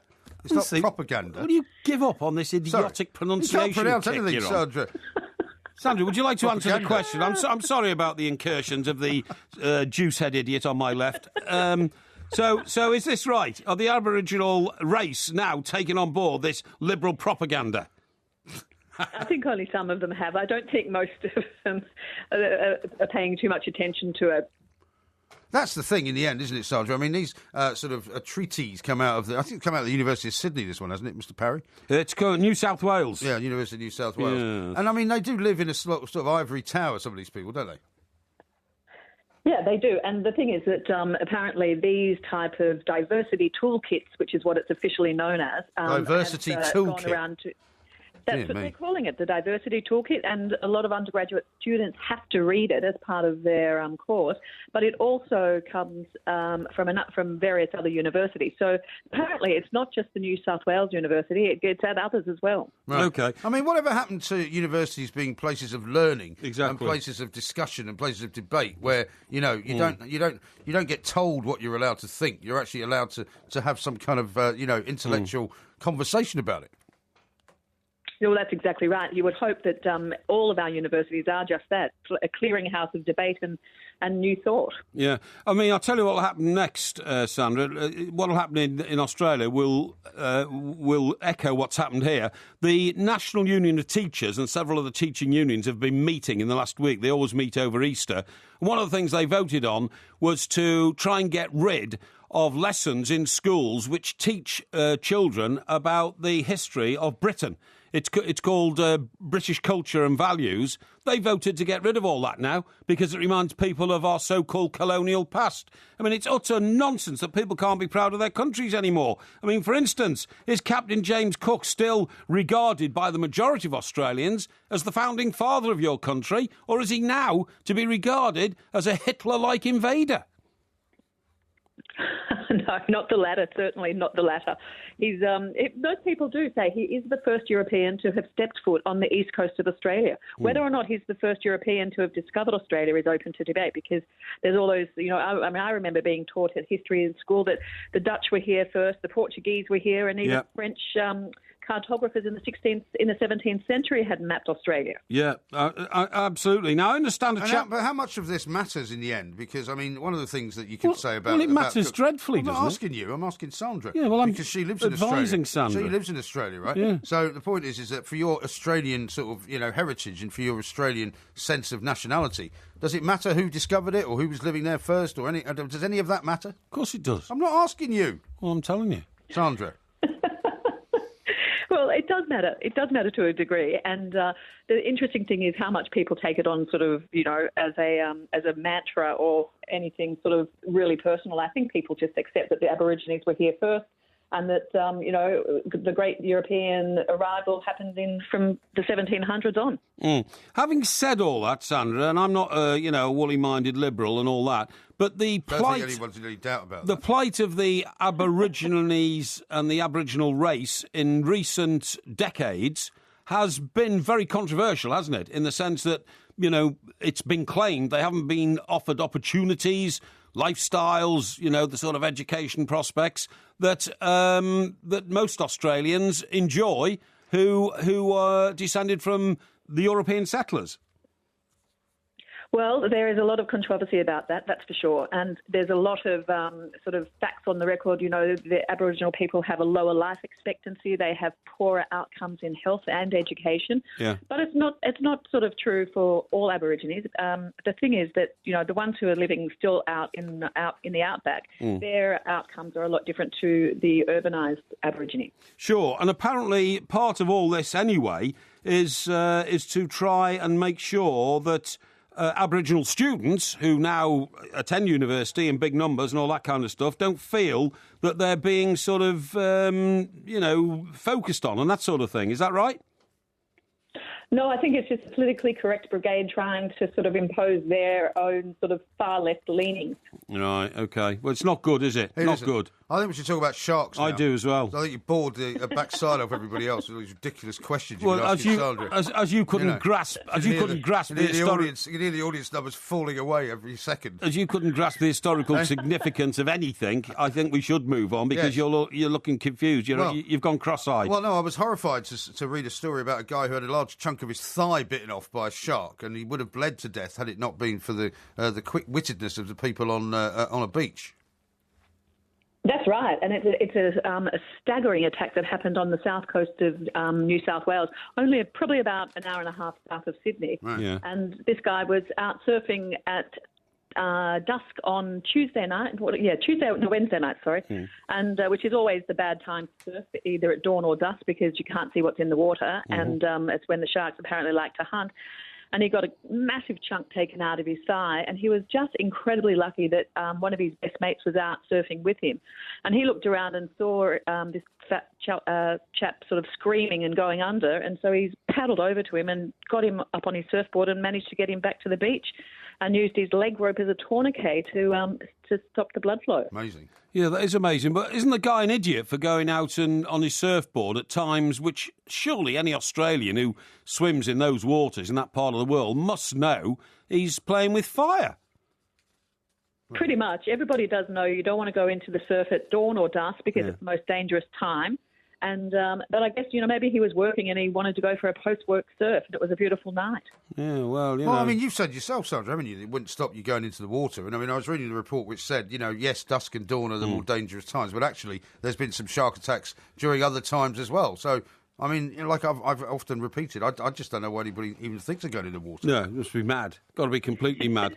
Well, the shark attacks, we talk about them all the time, but really, in effect, they're pretty rare. Mm-hmm.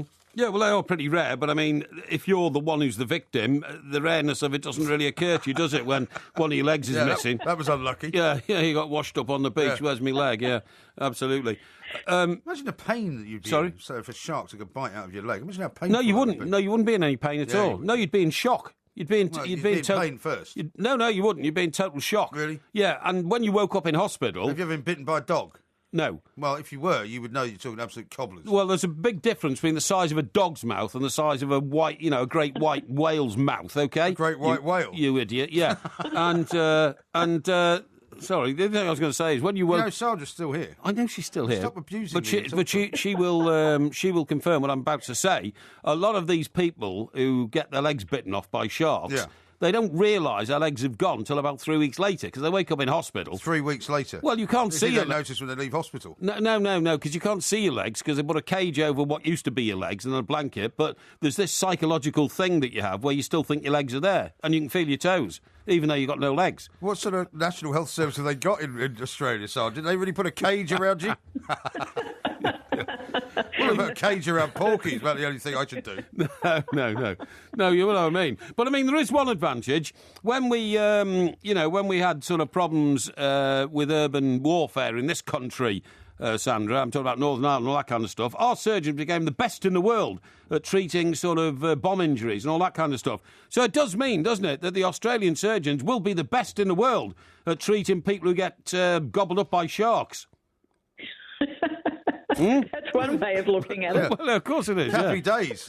Exactly, great. yeah. Marvellous. Let's look at the positives. Come on, it's not all negative. Right, now, we haven't got any more, very, very little time. Have you got any more questions you want to ask Sandra, quickly? No, I just want to thank you for being on the show, again. Of course. Sandra, a delight as ever. Thank you so much. We'll talk to you soon. Thanks for the laugh, fellas. No problem at all. Take it easy. We're Sandra serious broadcasters, by the way. It's not all laughs, you know. No, certainly not. We've got lots more to do. Of course, it's Porky Quiz time coming up in the next hour. This is Talk Sport. Mr. Blue Sky, please tell us why you had to hide away for so long. Where did we go wrong? Mr. Blue Sky, please tell us why you had to hide away for so long. Where did we go wrong?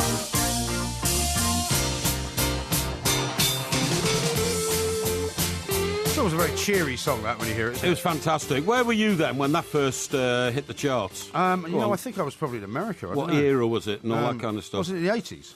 No, it was before then. Was it? It was definitely... I was working on the Evening Chronicle in Newcastle. Well, what year did it come out? I went there in 76, and I remember the Pig and Whistle, the pub opposite in Big Market. Yeah. And that was the one that was played most on the jukebox. So I reckon it was about 76, 77, okay. Well, in that case, I would have been still in London, but then I probably was listening to music other than the Electric Light Orchestra. Yeah, because the Electric Light Orchestra at that time were... I don't know, they would be, I suppose, on top of the pops and stuff like that. Yeah. But when I was 16, 17, 18, I was listening to things like Led Zeppelin. Led Zeppelin. I mean, I saw Led Zeppelin's last ever concert at Nebworth. Well, you told me. Anyway, 1979. The reason we played a bit of ELO is that at 68, Jeff Lynne is taking the Electric Light Orchestra back on the road. Now, you say... they're playing the O2, I think, aren't they? Well, they start their tour in Liverpool on June the 15th, I've just seen here. They start the tour in Liverpool on April the 5th. Okay. They conclude in Glastonbury on June the 26th. Right. So, I don't know... Well, they're playing on April the 9th.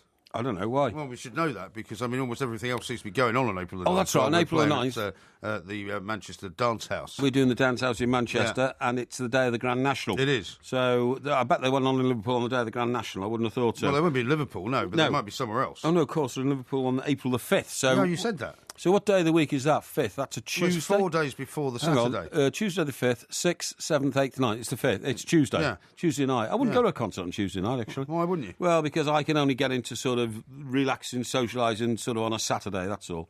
I don't do it during the week, Now... well, I'm sure Jeff Lynne will be very disappointed you're not going to be there. Now, what I was going to say is, so he's going back on the road. He says, he said in a recent interview which I saw, he said, I've become cool. Isn't that great? At 68 years of age, Jeff Lynne declares he's got cool, but he's a little baffled about it. I think he's been cool for quite a long time. Yeah. But probably not that cool during the 70s when he was in the Electric Light Orchestra. Yes. But now, because he's become this kind of giant of the music business, because, he came up with the whole Travelling Wilburys thing. Oh, absolutely. He's become this mega producer. George Harrison apparently came up with that. Yeah, well, I mean, it was a combination of thoughts. of George Harrison, of Tom Petty, of Bob Dylan, but Jeff Lynne was kind of the guy that brought it all together, and he was the guy that kind of produced it all. That's absolutely right. One reason he says he might have become cool is because recent people he's worked with, he's duetted with, have included Ed Sheeran, the Foo Fighters. They're pretty contemporary, aren't they? They certainly are contemporary. Yeah. There's lots of words you could use to describe Well, them. they're no good. Well, they're very good, yeah. Well, but they kind of came out of Nirvana. Nirvana with a sort of grunge band. Yeah, I see. Yeah, that unfortunately I thought they were a modern band. Well, what do you mean modern? Well, Nirvana's been going on for 2 decades. Well, Nirvana are not around anymore. That's so what the I mean. Foo Fighters, Dave Grohl, who's the guy in the Foo Fighters, came from Nirvana. Well, Dave Grohl performed a Beatles song with with Jeff Lynne at the Grammys. He did. That's true. And Daft Punk sampled Evil Woman. Yeah. Daft Punk, they well known, aren't they? Yeah, they are well known, yeah. Okay. Anyway, the point of the story is that when Jeff Lynne takes ELO on the road, of course, none of the original band members have to be with him, do they? Presumably not. Does he take an orchestra as well? I mean, does he have the strings and all the rest of it? Well, I don't know the answer to that, but I assume... Why don't you know the answer? Well, the only way you can get the sound of ELO is to have all that, so I assume he must, yeah, but you can do it through a computer, though. Well, I suppose you could. Anyway, the point of my story is... When ELO was formed, the lead man in ELO was Roy Wood, wasn't it? I think Jeff Lynne was always the lead man. Well, no, I think... Roy Wood was in Wizard. Yeah, but that was after. No, see, what happened was they had the move, right? And then that broke up because Roy Wood... I don't think Roy Wood was ever in the Electric Light Orchestra, was he? He was. I'm going to tell you the story. Go on. Goodbye, Blackberry Way. By the way, I've got a note on your singing from Woodenhead, who must have been over-imbibing, I think, tonight. Says, whoever is dissing Mike Parry's singing must be deaf. Exactly. His melodic, beautiful voice brings happiness and joy to the world. Thank you very much indeed. I think he's got his tongue in his cheek. No, not at all. Anyway, the point is, so Roy Wood wanted to move on. Roy Wood was a genius, by the way, in my view. I mean, some of the songs he wrote, Goodbye Blackberry Way, Call the Fire Brigade, Here We Go Round the Mulberry Bush, was it? Here We Go Round the Mulberry Bush? Wasn't it? I think he wrote that. Mulberry Tree or something? That dates back to the old days of the plague. The Black Death. Oh, right, OK. That was the Black Death song. Was it the Black Death song? Because a tissue, we all fall down, was about the Black Death. Oh, was it? OK. And another one he wrote, another one he wrote, which I thought was his best one, but people don't remember, was That's the road that's over there, it's going out to nowhere. That's the road over there, it's going out... Anyway, point of the story is... Yeah. I believe the history of it is that he formed the Electric Light Orchestra because he wanted to make this musical spectacular, you know what I mean? And move on a bit from just being a 4-man group, like The Move was. OK. He got together with Jeff Lynne, but Jeff Lynne's, amazing talent and ability to write songs and produce songs as well suddenly came to the fore, so he and Roy Wood clashed with each other in front of... I think there were 16 members of the Electric Light Orchestra when they started, right? And apparently they started having terrible rows in the studio and on stage sometimes. Yeah, they made one sort of album together. Was that right? And then Roy Wood departed, apparently. That's right, because I think he flounced out. Yeah. I mean, maybe I've got that wrong, but I think he said, don't you know whose band this is? And I think Jeff Lynne said something, well, I want to be creative. I went, right, all right, leave it to you. Right. And I think Roy Wood thought that maybe, without his support, it wouldn't be the group that it became. Yeah, I think so. And it became a fantastic worldwide success with Jeff Lynne at the helm. You know what I mean? No, I think that's absolutely right. And Roy Wood did, you're right, he then formed Wizard and they had that Christmas hit, didn't he? Yeah. I Wish It Could Be Christmas Every Day. Yeah. But I don't remember too many other Wizard hits. I think he had one other number one, actually. See My Baby Jive. See My Baby Jive, absolutely right. Yeah. And then... I think Roy Wood just disappeared off the scene altogether, didn't he? Well, I don't know what he's doing now, but he must be looking at all this publicity that old Jeff Lynne's getting and kicking himself. But I wonder why he didn't come back to the fore and start writing and producing great songs again, because he was a terrific songwriter, wasn't he? Well, maybe, sometimes you can get so fed up, I suppose, with what's turned out, and if you keep being reminded of how the person that you've left behind is doing so much better, you might just go, can't be bothered. Might be He probably makes a fortune every year out of that Christmas song. I'm sure he does, it might weigh you down. The last reported sighting of him that I know of, our very good friend Andy Townsend was with the Villa squad, because of course they're all Midlands boys, Jeff Lynne, was with the Villa squad after a game in a very nice sort of country house hotel in Warwickshire on the way back from a Villa game. Shakespeare country, very much so. And they were all sat round the table, and there was a bloke standing at the bar, simply standing there on his own drinking lager.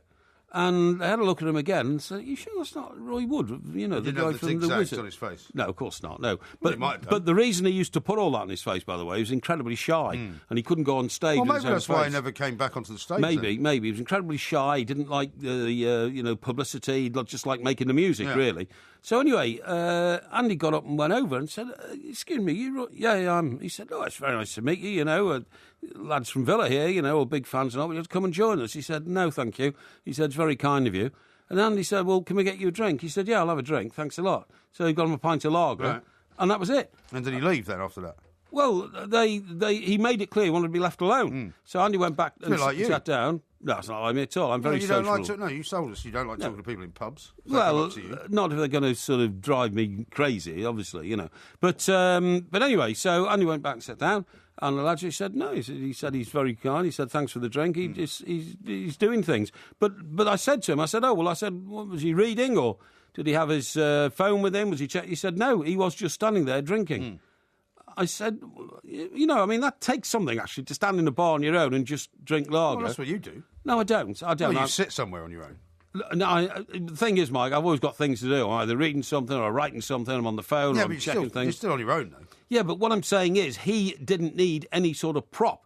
He just stood there, drunk lager, and was lost in thoughts. You know what I mean? Right. And I think you've got to be quite sort of self-confident to do that. Surprisingly, he was very shy. Mean, when you go into a pub and you're on your own, you pretend to be doing things. No, I am doing things. You don't look as if you're not there with anyone. No, I have no problem standing at the bar and having a drink if I want to. If I want to muse on the world in my own head, I will. Okay. Graham says this, Porky, here we go round the Mulberry Bush was by traffic. Traffic. Hashtag plank. Traffic, thank you. Well done. Right. Yeah. Here we go round the Mulberry Bush. Well, I don't think it was that song. Yeah, but I told you, that one goes back to the days of the So plane. what were the move ones? Blackberry Way? No, I don't know. I haven't got time. Not interested. Call the Fire Brigade? I don't care. Well, you should care. I don't care. It was great in the British culture. Are you going to go and see Electric Light Orchestra then? Should we go? Might do. Really? Might do. Yeah, I think you'd be shocked at how much the tickets cost. They'll probably offer us a couple of free tickets. I don't want a free ticket. Well, I do. I know you do. That's all you ever want. Talk Sport. In the complimentary area. The Two Mics. Simulcast across the UK on Talk Sport and Talk Radio. The fire brigade, the fire brigade, see the building start to really burn. The fire brigade, the fire brigade, it's the jump you've got to wait the turn. Friends are sincere, I feel I had to make a compromise. Try to reassure This is Talk Sport. We are the Two Mics. The Porky Quiz coming up in the next hour. Here's a great tweet here from Mac, right? Yeah, that was a great song, by the way, wasn't it? Well, it's not. I was never into the Move. Oh, I was. I loved them. No. In fact, I'm desperately going to try and find the Move's greatest hits. I hope there's an album there is. I'm sure there is. Perhaps you could look it up on your information machine. Would you like me to find it for you? Yeah, please. I'm going to order it through Amazon. Maybe you can download it onto your information device. Yeah, that's true. I could do. And then make sure you don't forget that it's there and you get rid of it. Yeah. How about this from Mac, though? Porky's often lost in thought, maybe because it's unfamiliar territory. That's good, isn't it? Yeah. Steve says Andy Townsend is beginning to rival John Lennon for the amount of mentions in the Two Mics. Oh, really? Well, I see a lot of Andy. I mean, he's a great guy. And when did you see him last? Terrific footballer and a terrific broadcaster as well. When did you see him last? When I see Andy, a couple of months ago, probably. Really? Yeah. Okay. Yeah. Now, here's an interesting thing that I came across during the course of the day, and it's referenced to Gary Neville losing his job down at Valencia. Right? Well, do you know Phil's staying there in a coaching role? Yes, That's what I found. I told you that yesterday. That's what I found rather odd. Why is that odd? Well, I mean, if I was Gary Neville's brother and my brother had just been sacked, I'd say, right, you stick your oranges up. Yeah, but that's why you've always got your entire career wrong. That's why you've always got everything wrong. And also, you wouldn't do that because you've never walked out on behalf of somebody else in your life. Whenever there was a strike, you broke it. Whenever there was a move to withdraw labour, you decided that you wanted to work extra days. Whenever there was a rota that said you shouldn't work more than 3 days, you wanted to work 5. Well, so don't give me all that baloney about how you would stand up for your fellow man. I regard that as application to the job, okay? Right. Yeah. Well, what I'm going to tell you about, and we don't have time now. Oh, yeah, do you think I'm really interested? Well, I think you should be. Doubt it, go on. Because you know about the Porky Jinx we've been talking about? Yeah. There is a thought abroad that there's something called the curse of Euro 96. Curse of Euro 96. Do you want to know why? Go on. Because almost every player who played for England in Euro 96 yes, I was who there. has been involved in a managerial situation yes. Has had a very, very bad time. Well, you name me one English footballer of any class or style who succeeded in the game who's become a decent manager anyway. Well, let me read there you isn't this. one. Alan Shearer, Teddy Sheringham, Stuart Pearce, David Platt, Paul Ince, Nicky Barmby, Paul Gascoigne, Tony Adams, Gareth Southgate. Yeah, absolutely, all failed. Practically the whole team. All failed as managers. They've all failed as managers. Well, does that tell you something? No, it doesn't tell me anything. It doesn't tell you anything. What it does is it backs up my theory, which I've had for 3 decades. Well, why should Phil Neville be any different? Which everybody failed to see. Why should Phil Neville be any different? I'm not talking about. I'm not talking about. He's Phil part Neville. of that group. No, he's not part of that group. No, he's not part of that group. He is the latest member of that team to get a useless result by being a manager. He wasn't in that team. Yeah, he was. He wasn't in the '96 team. Yeah, he was. No, he wasn't. Yes, he was. Phil Neville. Gary Neville. Sorry, Gary Neville. You just kept talking about Phil Neville. I'm talking about. You just said Phil Neville. I'm talking about Gary Neville, obviously. Are you talking about Gary or Phil? I'm talking about Gary. Well, you just talked about Phil. Well, for who was the 5 manager minutes. of Valencia? Gary. But but I said Phil staying there, so we were talking about Phil. No. You were talking about Phil. Now you're talking about Gary. You need more time to think about it. Obviously, you can't make your mind up. Who are you talking about? No. This is Talk Sport. We are the 2 Mikes.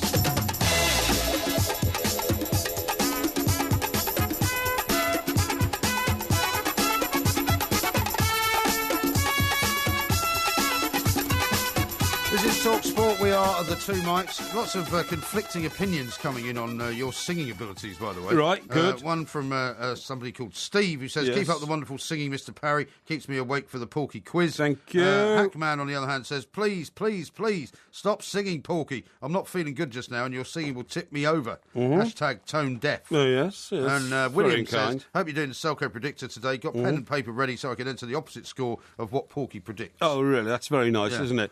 Listen, it's April the 1st today. It certainly is. And I have to say, I think the idea now, the old April Fool's joke story, is a bit old. Have you spotted any in the papers? Yeah, I have, yeah. This one is so obvious. It's on page 3 of the Daily Mail. Mail. You seem to have forgotten that you tricked me last year. Yes. Which I thought was pretty below the belt, to be honest. That was easy. By giving me toothpaste in some Oreo cookies. I did, yeah. And then you gave me easy. some poison tea, I think, as well. Yeah, I did, yeah. But people were actually entreating me to get you back and play revenge. I'm too smart, mate. What they don't get is that my revenge goes on constantly. Oh, and is that right? Yeah. That's why I treat you like I do. Yeah, anyway, here's scant regard. Here's a lead story on page 3 of a national newspaper. Yeah. Now, that's a real Bond girl. Has Olivia been lined up to play 07? And they say the name's Bond, Jane Bond.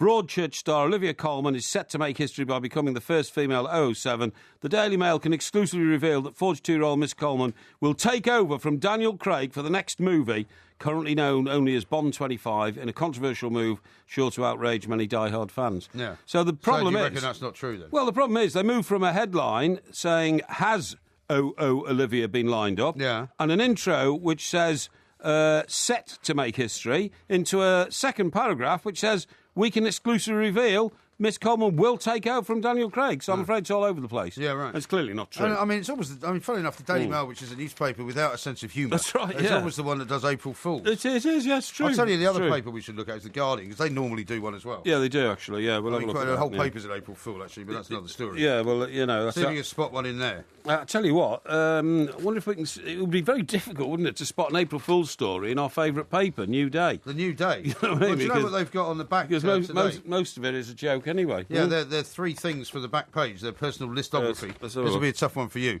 List the last 3 books you read. Yeah, blimey. Yeah, amazing. Well, you were always reading books. You're saying you're always getting sent them in the post. Well, I read journals. You read the one about the bridges being built in India, right? Yeah, I did, yeah. That was fascinating. Yeah. You read one recently, did you not, about James Dean?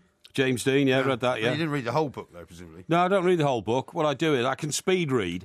And by speed reading and looking at the chapter titles... It's the only thing you do at speed. And the bibliography to see who's in it, I can, generally speaking, find out what the salient points within a book are. You know what I mean? Okay. Yeah. But, I mean, it'd be difficult to find one in here because I'm never sure whether... They're having a joke anyway, to be honest. You know what I mean? Well, the producer, Mr. Levine, tells me that on page 11, which is very difficult to find, because when you look for the page numbers, they're all kind of buried away. Yeah. You can't find them, right? So why is it says, why your cat might be telling you something in Scouse. He reckons that's a... Oh, no, I've seen that story, actually. He reckons that might be an April Fool. I saw that story yesterday in another publication, but it talked about cats speaking in a Geordie accent. Oh, really? To be honest, yeah. All right. So I think that's probably true.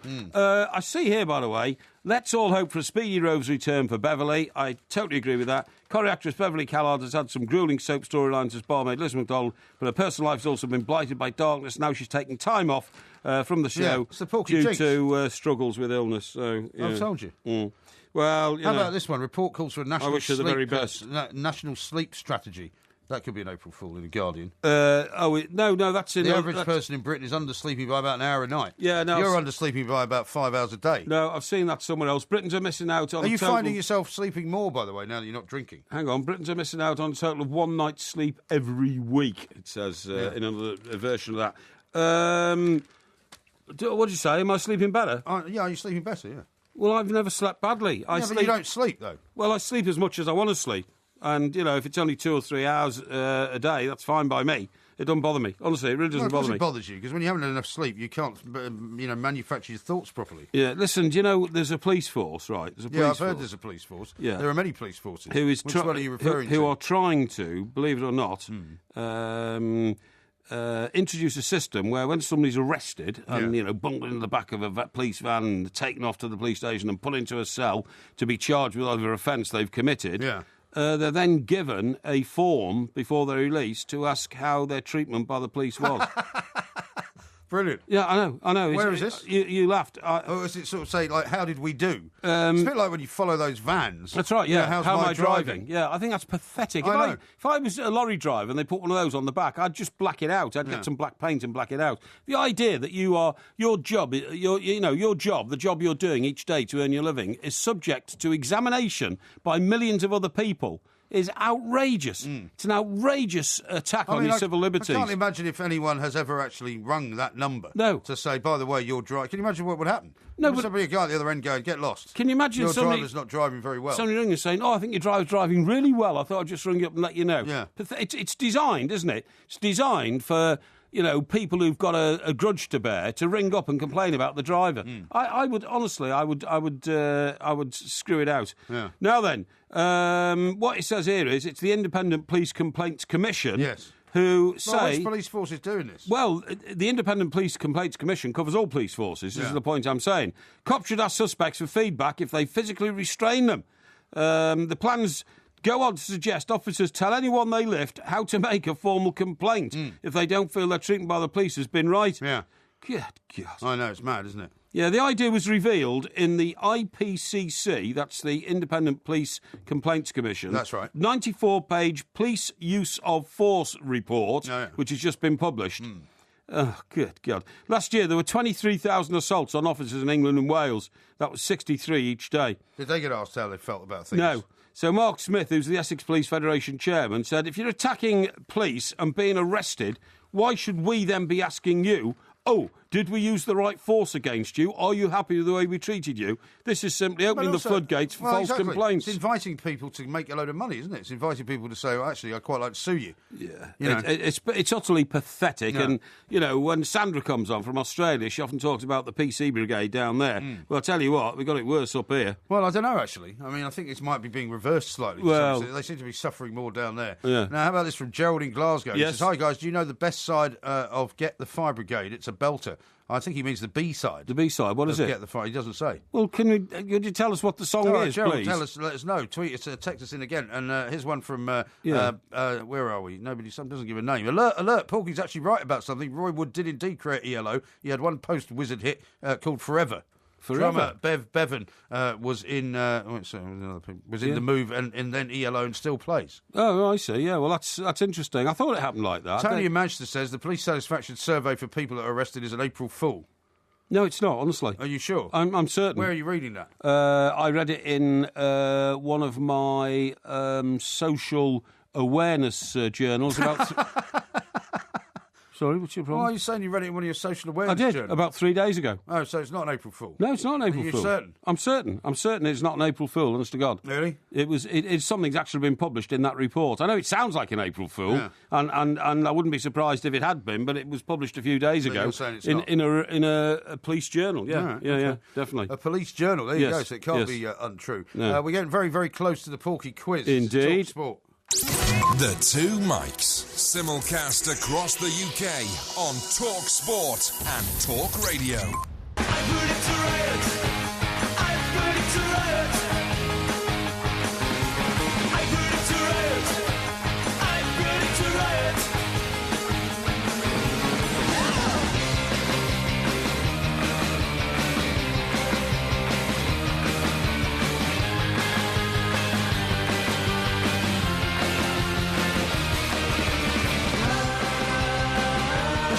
Sport, we are the two mics. You know what that music means, don't you?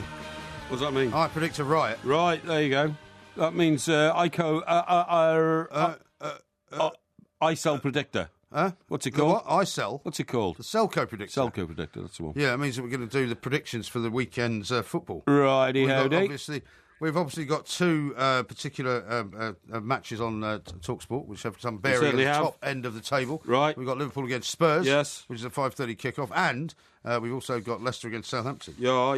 So I'm going to fill out mine as we go. Okay. On my tablet. Moi, as you call it. Yes. And I'll have to put yours in later because you're incapable of doing it. Right. Okay. Go on. Right, so you want to start with Aston Villa against Chelsea. Aston Villa 12:45 versus kickoff. Chelsea. It's all over for Aston Villa. I mean, you know, the Well, they Undertaker. haven't got a manager, have they? Yeah, exactly. The Undertaker's moved in there now, and all that's left is the. Do you mean the caretaker? No, the Undertaker, and the funeral will take place. That's what it's all about. Okay. Aston Villa 1, Chelsea 4. Oh, really? I've got Aston Villa 0, Chelsea 2. You think Aston Villa are actually going to score a goal? Yeah, I think they will. Arsenal versus Watford. Yeah, Arsenal-Watford. An interesting one because Watford knocked them out the FA Cup, didn't they, in the very same fixture? Yeah. But I think Arsenal will get their revenge. Arsenal 2, Watford 0. Yeah, I've got Arsenal 3, Watford 1. Bournemouth against Manchester City.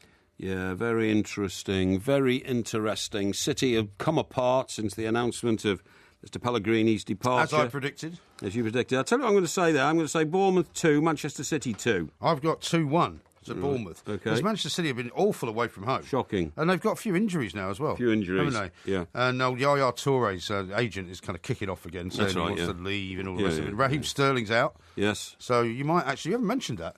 Well, Raheem Sterling's out, because it might mean that you may score no more goals. He won't score any more, so that's a total of 6. You're saying he won't score any more? No, he won't score any more because he's not going to play again this season. So that's a total of 6 in 4 games. And I said he wouldn't score more than 5. No, you said he wouldn't score 5. I said he wouldn't score more than 5, so he scored 1, that's 6. Why do you always lie about it? You said he wouldn't score 5. And of course, in saying that, I meant he wouldn't score in 5 different games, and he hasn't scored in 5 different games. No, you said he would not score 5 Well, I think goals. I got it right. Anyway, let's get on with this. Doesn't matter what you think. Get on with this. Got it wrong. Norwich against Newcastle.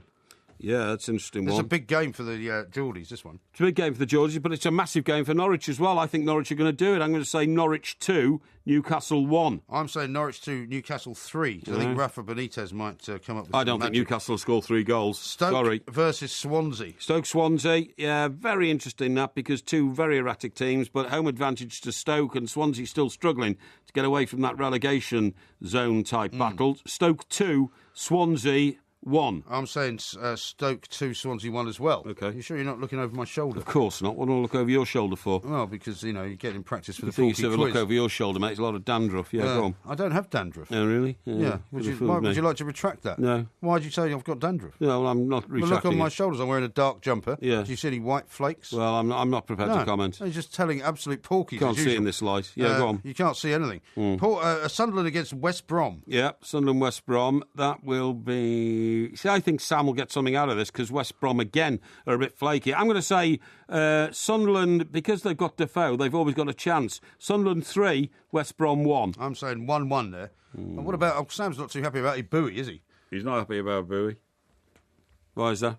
Well, because he's not allowed to play for the rest of the season. That's right. And they only signed him for a year. Yes, and he's got to pay €1 million to his former agent. Unbelievable. And he said that they went to a lot of trouble to try and get him in from Arsenal. Exactly. Now he can't play for him. He broke the rules, So I'm saying 1-1. West Ham United against Crystal Palace. It's a big local derby, isn't it? Yeah, it is. And you can't see West Ham falling down here. And Palace are going to be struggling for league form again. So I'm going to go West Ham 3, Palace 0. I've got 3-1. Then we move to the last game on Saturday, live on TalkSport. Yeah. Liverpool against Spurs. Yeah.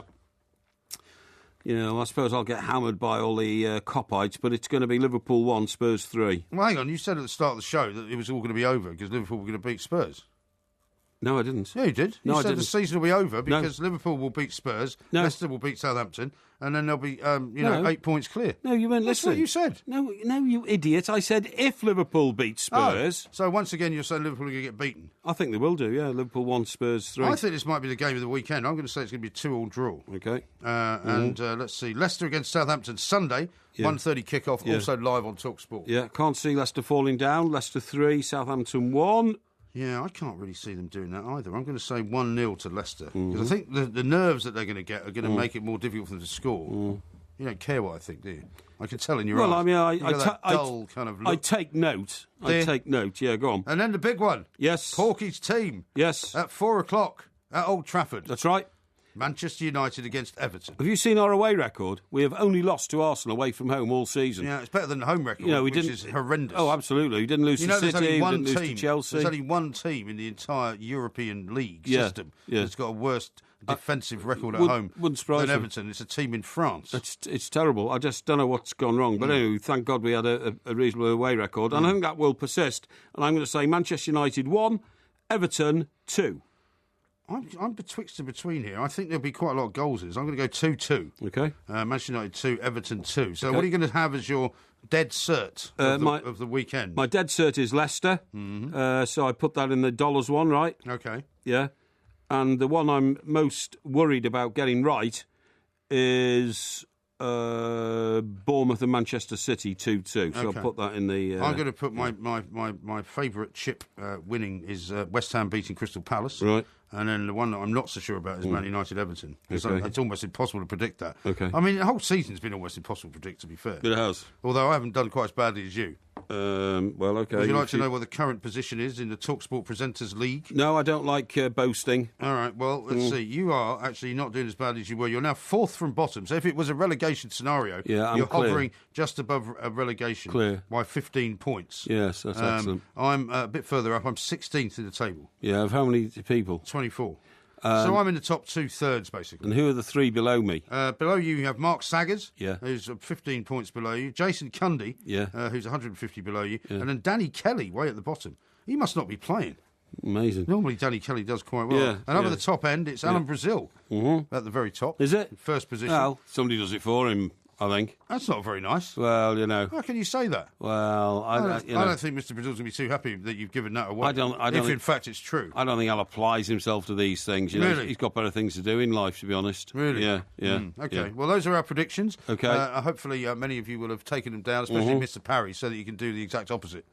It's not very kind, is it? Well, that's what somebody was saying. No, listen, I'm giving you... Here's my selections, please. Thanks, make sure they get entered. I'll just put them enter them for you, shall I, sir? Yeah, make sure they get entered. So bleeding inept because you can't do it yourself. Why don't you just learn how to do it yourself? If not, I don't get... how would I do them? What do I do them on? I don't carry a tablet around with me like you do. You could do it on your phone. I don't need to. You could do it on your phone. On my phone? Yeah. Well, on my information device here? You could, You could go on to TalkSport website and you could find the predictor. You could log yourself in and you could do it. I haven't got a TalkSport website app thing on my phone. I don't need one. Now, how about this one from Supernova?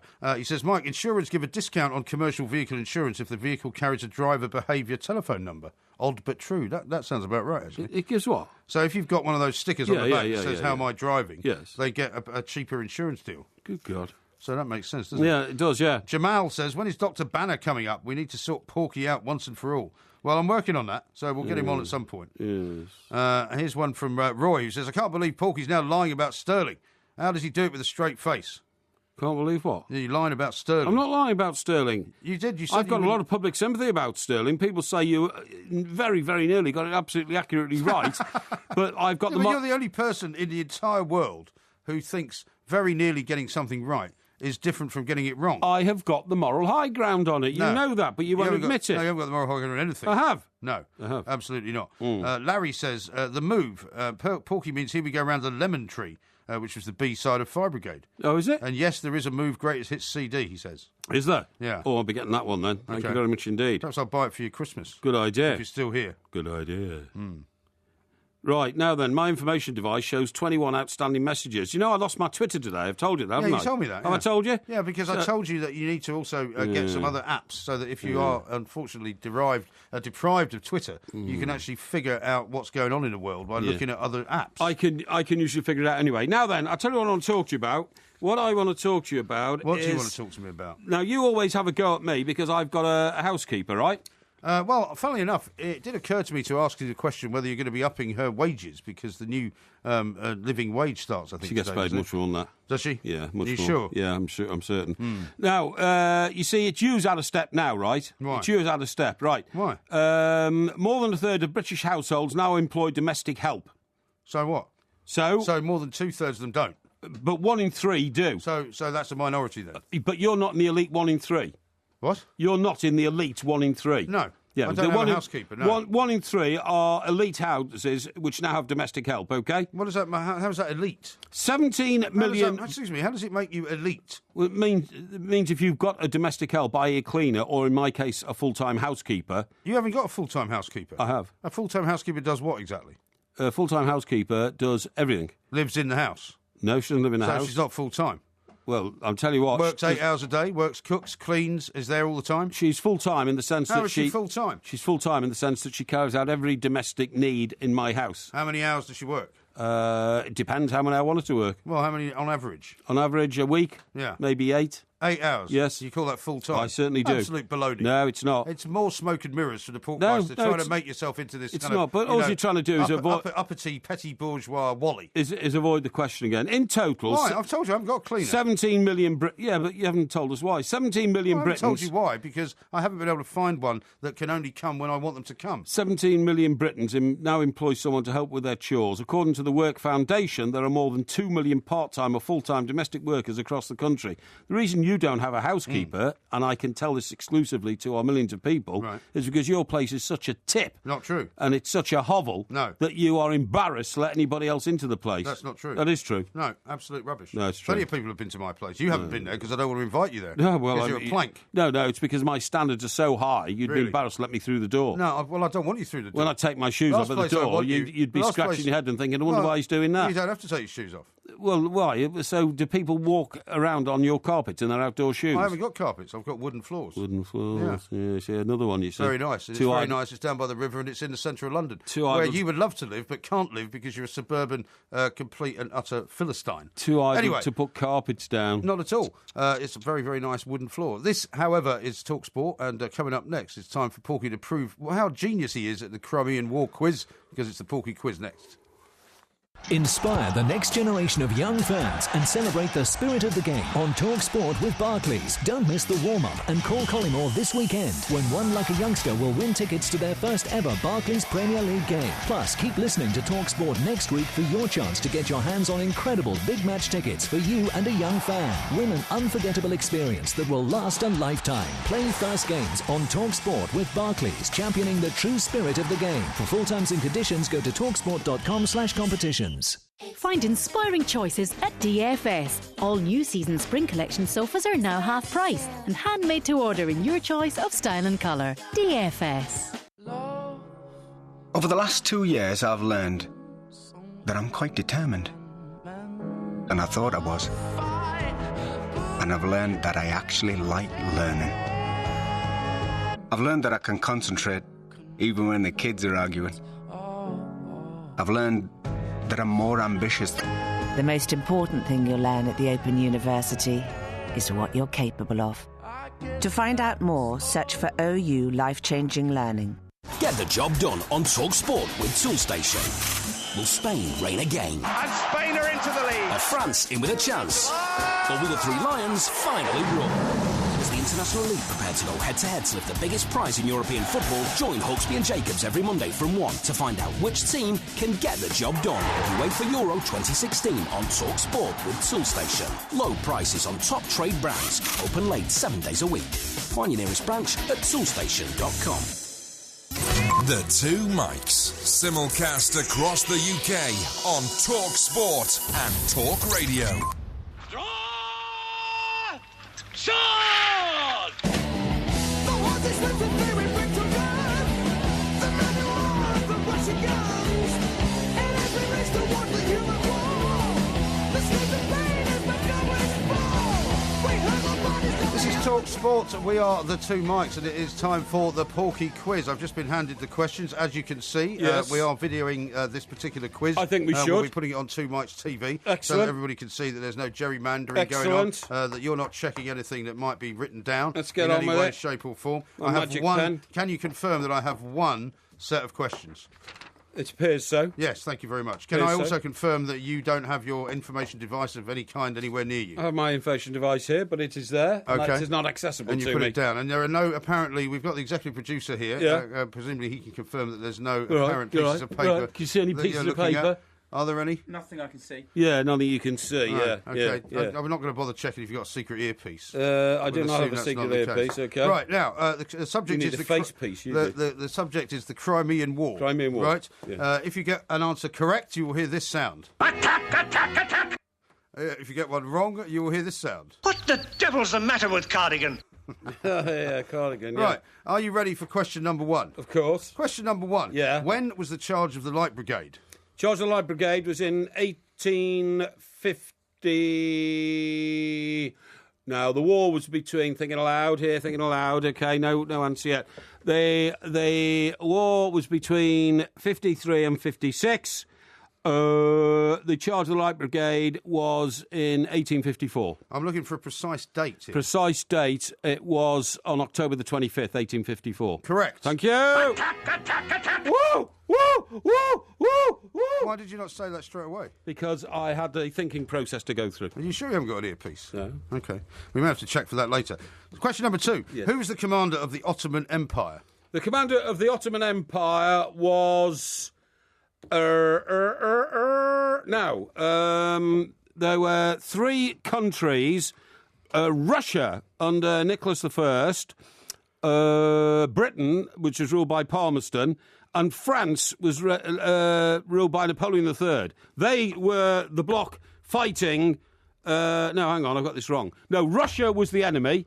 And the Ottoman Empire... can't decide whether Russia's on your side or not, Hang on. Russia was the enemy. Whose side are Russia on now? Russia were the enemy, and it was Britain, Ottoman Empire, which is basically Turkey, and Napoleon III of France.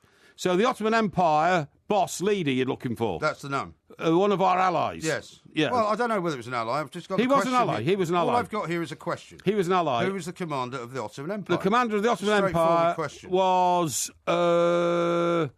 I think he was the man who actually was the founder of Turkey. So it was Turkos. Turkos. Incorrect. No. What the devil's the matter with Cardigan? His name was Abdul Masid. Abdul Masid. He was Turkos' assistant. Turkos? Yeah. Are you sure? Turkos, the man who founded Turkey. He was around, believe me. Was he a mate of Greekos, the man who founded Greece? Honestly. Question number 3. Who pioneered modern nursing techniques during the conflict? During the conflict? Yeah. Florence Nightingale. Correct. Thank you. Woo, woo. Question number 4. Yes. You currently have 2 out of 3. Yes. When was the Battle of Sinop? Battle of Sinop. Right. Now, we already established that October the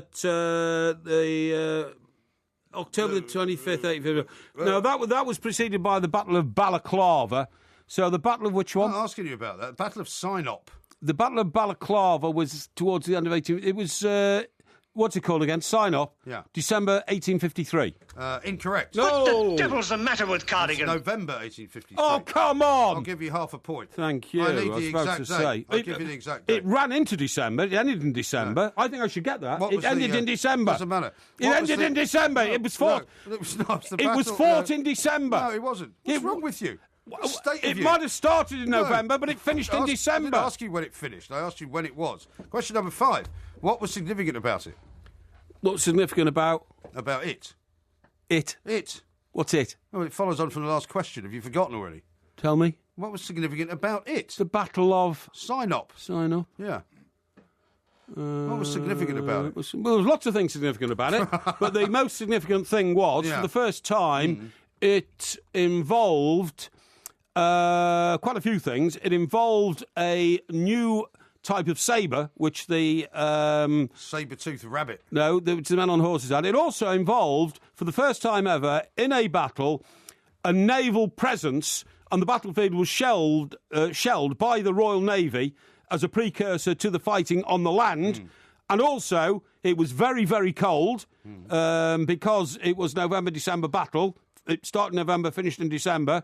And also, it introduced for the first time... It was a one-day battle, by the way. It introduced for the first time attack by musket as well as by the flailing sabre. The flailing sabre? Yes. Incorrect. What the devil's the matter with Cardigan? The whole point of the significance of the Battle of Sinop was that it gave Britain and France the Casus Belli, which you may or may not understand. What?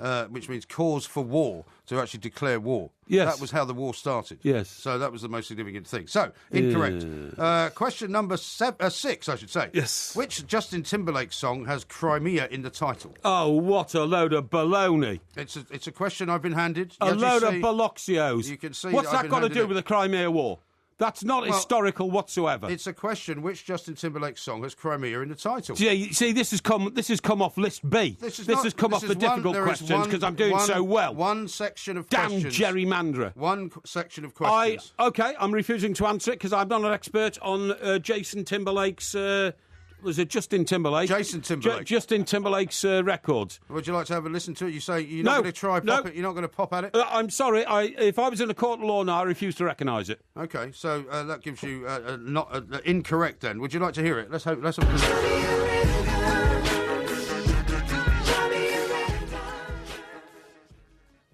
Crimea River. Crimea River? Yeah. Of no interest to me whatsoever. Never mind. I'm an historical student, not a student of Justin Timberlake's music. Question number 7. Yeah. Britain lost 21,000 men in the war. How many died from disease?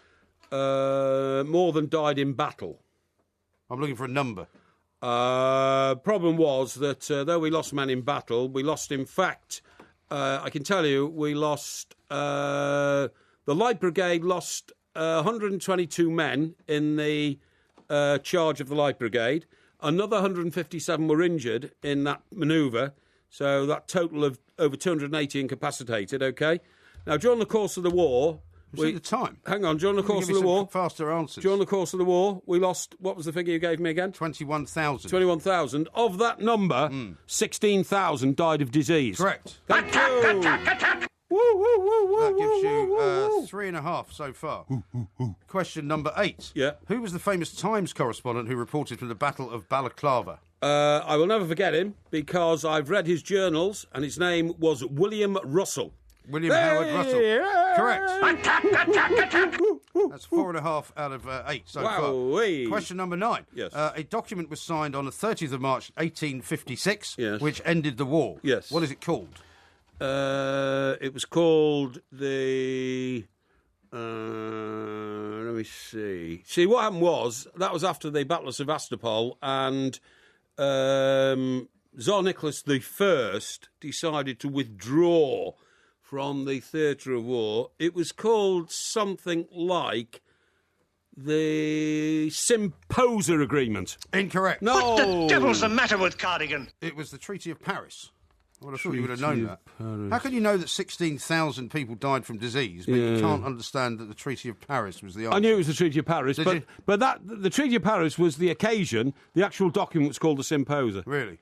Oh, well, there you haven't got it right. Now, here's a chance for you to excel, because I predicted 4 out of 10. So far, you got 4.5 out of 10. Yeah. Can you get 5.5 out of 10? What is the last verse of the Tennyson poem, The Charge of the Light Brigade, which begins, "When can their glory fade"?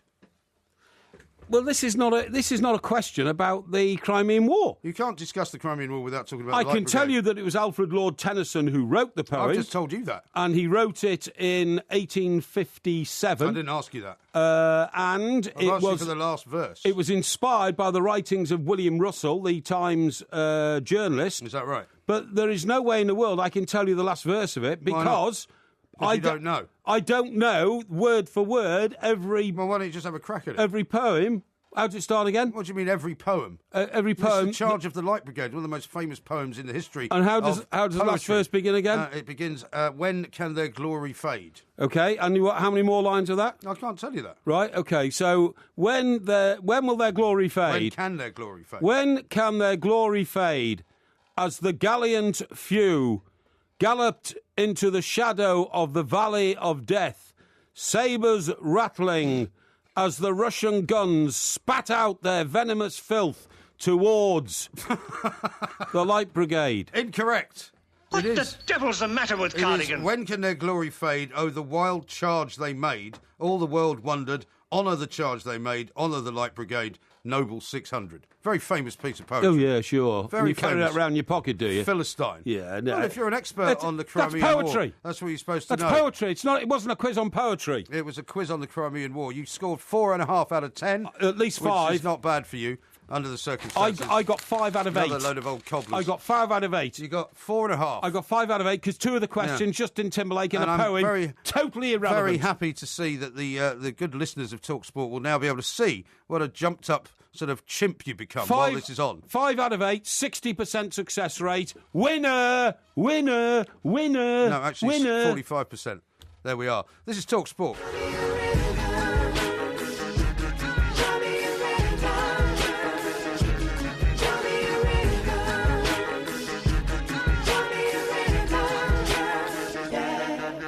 Sport, we are the two Mikes. A lot of people responding to your very snobbish comments about my flat and your housekeeper. Yeah. Becky says, my housekeeper performs all my household needs. The mind boggles at that statement. Roy says, 1 in 3 British houses have domestic help. Porky, the nouveau riche snob, thinks he's elite. Man of the people, my ass. I don't think so. Right, I'm getting a lot of... Damien says, how can anyone claim to be a man of the people and then look down on someone with wooden floors? Yeah, well, you know. Well, how can you? Well, they don't get polished, do they? Of course they do. Who polishes them? Yeah, they get polished from time to time. Who polishes them? When I get somebody in to do it. Oh, you do? Yeah. Oh, when did you last have somebody in to do it? About a year ago. About a year ago? Yeah. You polish your floors once a year? Something like that. And you object to me calling your place a hovel? It's not a hovel. And a dump? It is not a dump. And a shack-like environment? It is not a shack-like. It is a riverside flat in a very trendy part of London, actually. Anyway, let's get down to the quiz. It's not in one of your kind of slum landlord type For places. instance, somebody like Gemma sending me a tweet, you know, Cry Me a River by the unforgettable Jason Timberlake, Mamma Mia, but is it really part of an historical quiz? No, I haven't got that from Gemma. I've got Gemma, Cry Me a River by the unforgettable Jason Timberlake, Mamma Mia, LOL. Yeah, okay. Why have you added the other bit on? Well, because that's what she meant. But No, she didn't have space you started to write reading things from people that they haven't written. No. I've caught you out again, haven't I? No time to write. Well, okay. I've just retweeted it, so she doesn't say that. Just read, right, we'll read out the one then from the people who are complaining and saying it was a complete why would you have to gerrymandering. make up a tweet? I didn't make a tweet. You did, you just added something on to what she said. I didn't. All my tweets run into one. I just took the line They of all the run next into one. one? Yes, they do, yes. Oh, yes, right, yes, okay. yes. Well, I can read you a couple here. Yeah. Kevin says, sorry, MG, but the Justin Timberlake question is ridiculous. The quizmasters shouldn't come up with questions like that. Exactly. But it's not my problem. I don't come up with the questions. The quizmasters do. You should look Lord at the Rallo. questions before the show and you should say that's not acceptable. You saw them being handed to me. You just want to big yourself up and try and make out that I'm no good. It's on record. I don't see them before the quiz starts. You saw the producer hand them to me, and it will be recorded as it will be for video on Two Mics TV. Rubbish. Here's this one from Steve. Now, I don't know if this guy's telling the truth. He says, OK, I own up. I'm relaying the answers by Bluetooth to Porky. He made me do it. He said he would sing to me otherwise. Yeah. I would believe that, Steve, except for I can't imagine that Porky knows how to switch the Bluetooth on. Yeah. So, in fact, I'd have to say that it's not the case. It's probably made up. Well, of course it's made up. I don't take any artificial inducements or artificial aids to help me beat you an intelligence test, which I do now on a regular basis every week. Well, I mean, we have caught you cheating in the past. No, you haven't. That's one of the reasons. No, you haven't. Well, we have, actually. No, you haven't. Yeah, we have. No, you haven't. Matthew says, A-level geography question 1. Name a song about a country. Could you imagine this? Well, it's not an A-level geography quiz. It's a quiz, which is put together by independent quizmasters. Yeah, but it's not about songs, and you keep saying one's about songs. It's a damn disgrace. It's nothing to do with me. It's a damn disgrace. It has nothing to do with me. All I do is read the questions out, and as you saw, the questions were on one sheet of paper, and that's what I do. Oh, yeah. Ollie says, well done, Porky. You now have an average of 2 out of 10 for this past year. I have what? 2 out of 10 on average. Rubbish. For the past year. My average is getting nearer 6 out of 10. And have bits from Steve. Absolutely scandalous, Porky putting words into the mouth of Gemma. No, I didn't know. That's No, what you did. sorry, Gemma. Everybody heard you. No. Everybody heard you doing it. Just ran on to the next one. I know what Gemma meant. She just didn't have enough characters to get it in. That's more clear about your modus operandi than anything else. Come on, we have. Well, read out some more then. We have tweets complaining about you putting the Justin Timberlake question in. You can't be trusted to read tweets out without adding bits on. Well, go on, you read one then. Go on, read one. FC says the pop music question was a shady move, nothing to do with anything. Thank you very much. Well, that's exactly what I'm talking about. I mean, I don't know why you're getting so upset with me. It's nothing to do with me. Of course, everything to do with you. Mick Byrne says the quiz gerrymandered, but he can't spell that, so I'm not going to read out the rest of it. You lean on these Gary people. the Villa fan, Justin Timberlake totally gerrymandering by old MG. Exactly. Porky ripped off. Thank you. Well, again, I mean, all I can say is I read out the subjects and the quiz questions as they are put to me. Thank you. It's as simple as that. Yeah. know, You say that. 4.5 out of 10 is not bad for you, anyway. It was 5.5 out of 8. That's what I'm saying. Right, How'd now you get then. to 5.5? No, 5. I deserved a full point for the battle that you talked about because it started in November and ended in December. It was a one-day battle. No, it wasn't a one-day battle. It was a one-day battle. battle. No, battles don't last one day. Yeah, this the one repercussions of battles go on for weeks. How long did the Battle of Agincourt last? Battle of Agincourt lasted 2 days, Are actually. you sure? I'm certain, I'm going to check that. Yeah, I know about that. Because now I can't believe anything you say. Now that you've made up words for poor old Gemma, it's absolutely shocking. Now, listen, you know when we went down to Bournemouth recently? Yeah. Do you remember once we got off the... I remember all of it. M27, Yeah. we then had a long drive into Bournemouth, but we had to go at only 40 miles an hour for 8 miles. I do remember that. Remember that? Yes. It was very frustrating. It was the worst coming back, actually. It was worse coming back, that's right. Now then, listen to this. I've been looking at government... That Lavagin took place on Friday, the 25th of October, 1415. That's right. One day. No, it opened to Saturday. No, it didn't. No, it did, honestly. No. I can tell you it did. I was all... You know, I know so much about it, I could almost have been there. Crispin's Day. Yes, on Crispin's Day. Well, we've done a quiz on Agincourt. You got 3 out of 10. No, I didn't. I got more than that. Now then, these speed limits that they put on these roadwork places, right? They are to be relaxed under government plans to keep traffic flowing on motorways and busy A roads, not before time. Right. Is there anything more frustrating than driving at 40 miles an hour down a coned-off road when not a single workman behind the cones is doing any work? That was what happened on the way back, because it was worse for some reason. There was much more traffic.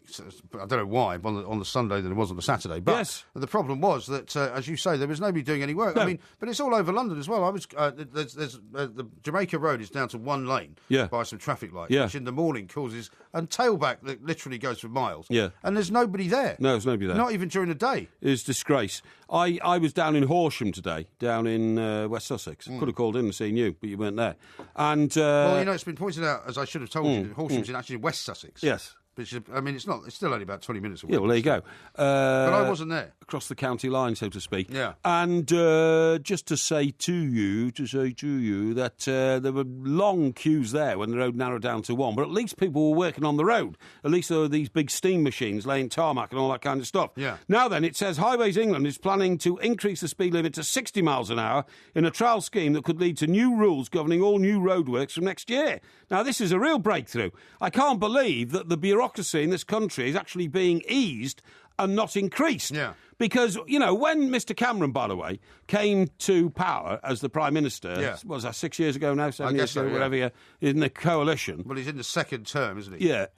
Yeah. He said that one thing I'm going to do is have a bonfire of the Quangos, right? Mind you, lots of people have said that. Yeah, but hang on. We've been having bonfires of the Quangos for about 50 years. Yeah, so he gets into power, but he says, well, I can't have a bonfire of the Quangos because I'm in a coalition with the Liberals and they won't let me. Right. So then he wins an overall majority, not a huge one, I agree, but a majority. So I then inquire of my political contacts, when are we getting stuck into the Quangos, the bonfire of the Quangos? Yeah, that hasn't happened. Oh, that's going to come. Do you know how much Quangos cost this country every year? Billions, I would imagine. 3 billion. Yeah. 3 billion quid. Yeah. And we complain that, you know, Osborne has to change his goddamn budget because a 4 billion proposal has to be scrapped because it affects too many people. Right. We'll close down the Quangos. Yeah, well, it's easier said than done, apparently. And stop sending 0.7% of the gross domestic product to tyrants overseas who build palaces with them, buy Rolls Royces, and send their wives shopping to Harrods in London. Calm down. Do you not realise that whenever politicians get into power, that what they want to do, no matter what they say, is to spread the sort of the administration as best they can? Because what they want to do is create more and more levels of government interference into everything. No matter what they say, every government has always done it. No government in history of government has ever reduced government workers. It's just not on. It's not on. It's just not on. Absolutely not on. And some £15.2 billion is being spent resurfacing 80% of motorways and A roads at the moment, along with the creation of 1,300 additional miles of highway. I just don't believe it. I don't see new roads being built anywhere in this country. Are you heading down to Gosport this weekend, by the way? No, I'm not. Because there was a couple of people slagging off Gosport earlier. Why? Saying, how can you be slagging off places like Bolton when you live in one of the world's worst parts of the south coast? Gosport's lovely. Yeah, but have you checked it since that roof blew off? Well, I don't need to. I know exactly where that happened. Gosport is great. And by the way, they've just started building a new sort of penthouse block in the next key to the one I live in. It's going to penthouse block like yours. What do you mean, where every flat is a penthouse? Well, almost. And how can every flat be a penthouse? I mean, that is not physically possible. I tell you, it's going to be a real hotspot on the south coast. There's only so much coastline in this country, and once that's been built on, you can't build any more. My place is going to be worth like fortunes. Is that what in they a few told years' you? time? Well, it's bound to be. How much is it worth now? Sorry? How much is it worth now? A lot of money. How much? I mean, for instance, in Dubai, they've got so little coastline. Gosport is not Dubai. They have to build those Palm Islands, don't they, to create false coast? Well, it's because it's not a very big part of the world. Yeah, that's right. But I mean, Dubai is only a small emirate. It's probably bigger than Gosport. That might happen soon where I live. So what, you think Gosport and Dubai have got a lot in common? I wonder if we can find one thing that they've got in common. What, Dubai and Gosport? Yeah. Well, we have the presence of good people. Good people? Good presence of good people. Is that it? A lot of supercars? Supercars. Gosport's got the Royal Navy, yes. which Dubai hasn't. Got a Navy. No, Dubai hasn't got a Navy, so there you go. That's not... No, we'll have to think of some things. You can tweet them at us if you like, at the Two Mics. This is Talk Sport. The Two Mics. Simulcast across the UK on Talk Sport and Talk Radio. Today you and I are not the same. You say you like the sun, I like the rain. So before we go do it all again, you better catch your own train. You better catch your own train, yeah. This is Talk Sport. We are the Two Mics. There will be a podcast coming out a little bit later on, of course. So I presume if you're not going to Gosport, you're going to be in Stockbroker Belt this weekend. I am indeed, yeah. I've got things to do. Have you? And paperwork. Some paperwork, but I've got a mission. There's missions and things I've got to get on with this weekend. Serious missions. How about this one from Steve in Manchester? Yeah. I'm not sure if he's being serious. Yeah. He says, Porky, you've been gerrymandered. The song Mike played was Cry Me a River, not Crimean River. Thank you. Are you serious, Steve? He is serious. You want to go and get yourself checked out? No, he is serious. Crimea River. Crimea. It was the Crimea War we talked about, not Crimea. Crime me a river. Crimea. Say Crimea fast. No, what he's saying is, he's saying the river is a crime. What? Crime me a river. No, it's not. It's Crimea. Crimea is the country, right? I don't think it is. Crimea. Anyway, Crimea River. It's too painful to go back on the gerrymandering. We just mentioned Dubai, right? Yeah, we did. Now, what about Qatar? There's a chap... I haven't been to Qatar. I've been to Dubai, though. Yeah, I've been to Dubai as well. And I've been to Qatar as well. Right. Now, what I was going to say is... Which do you prefer? Well, I went to Dubai about 3 years before I went to Qatar, so Qatar had, developed more. I mean, look, I don't like the heat in those places, but I do think that the pace of progress is quite astonishing, the way they build the things up. But anyway, look, let me tell you this. Go on. There is a huge Middle East influence in this country, particularly in London. Have you seen that guy this week driving around in his gold car? Is this the guy with the leopard in the front seat? Saudi playboy. He looks like a right plank. Saudi playboy Turki bin Abdullah. Right, you've heard of Turkos. Yeah, that's right, yeah. I mean, just this week he's raked up £320 worth of parking fines, which he couldn't care less about. Yeah, right. His fleet of cars alone is worth £1 million, OK? Is that all? I would say if I was him, he's underperforming, because, I mean, most of these guys have got cars like a Bugatti Veyron, which is worth about $2 million anyway on its own, isn't it? It says he's been cruising around the capital, visiting the Dorchester, the Jumeirah, Carlton Towers and the Oriental Hotels. Uh-huh. His Instagram page takes his 51,000 followers from the most exclusive parts of European capitals to racing camels followers as you. In the desert in his £370,000 six-wheel Mercedes. What a complete wally. A fortnight ago, he posted a video of his gold Lamborghini Aventador SV, which is worth another $350,000. Aventador. That's worth another $350,000. Okay, and all his cars are covered in gold. Yeah, but the guy's a plank, isn't he? I mean, you're saying you're pleased with this guy. You're saying you think he's a man to be admired. No, he's a show-off, isn't he? Well, he is a show-off, but he's also a puzzle. And I'll tell you why. Why?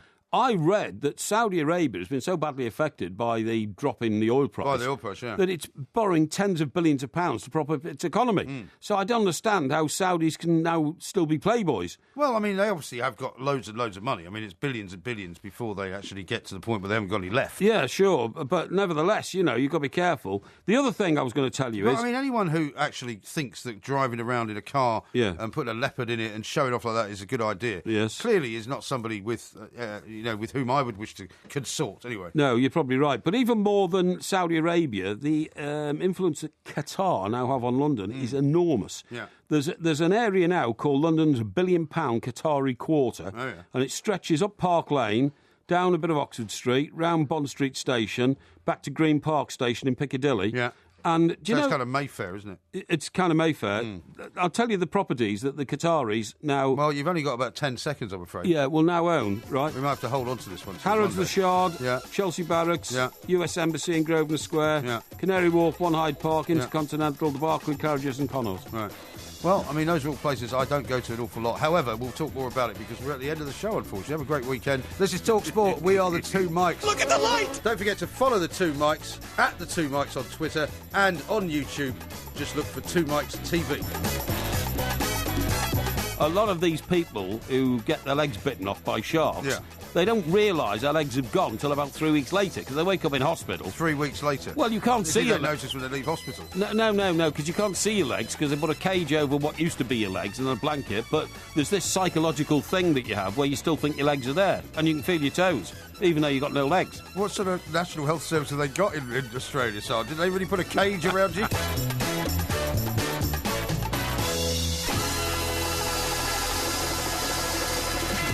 God, that looks grim. Doesn't it look grim? That looks like Soviet-era Russia. Yeah, like high-rise apartment buildings. A couple of big factories. Do you know what? That looks worse than Peckham. If you love the Two Mikes podcast, you'll love the live show. Weekday overnights from 1am on DAB Digital Radio and 1089 and 1053 AM and via the TalkSport app. TalkSport, your Premier League station with exclusive commentaries every weekend. What an absolute corker! TalkSport. Good. What sort of a dope do you think I am?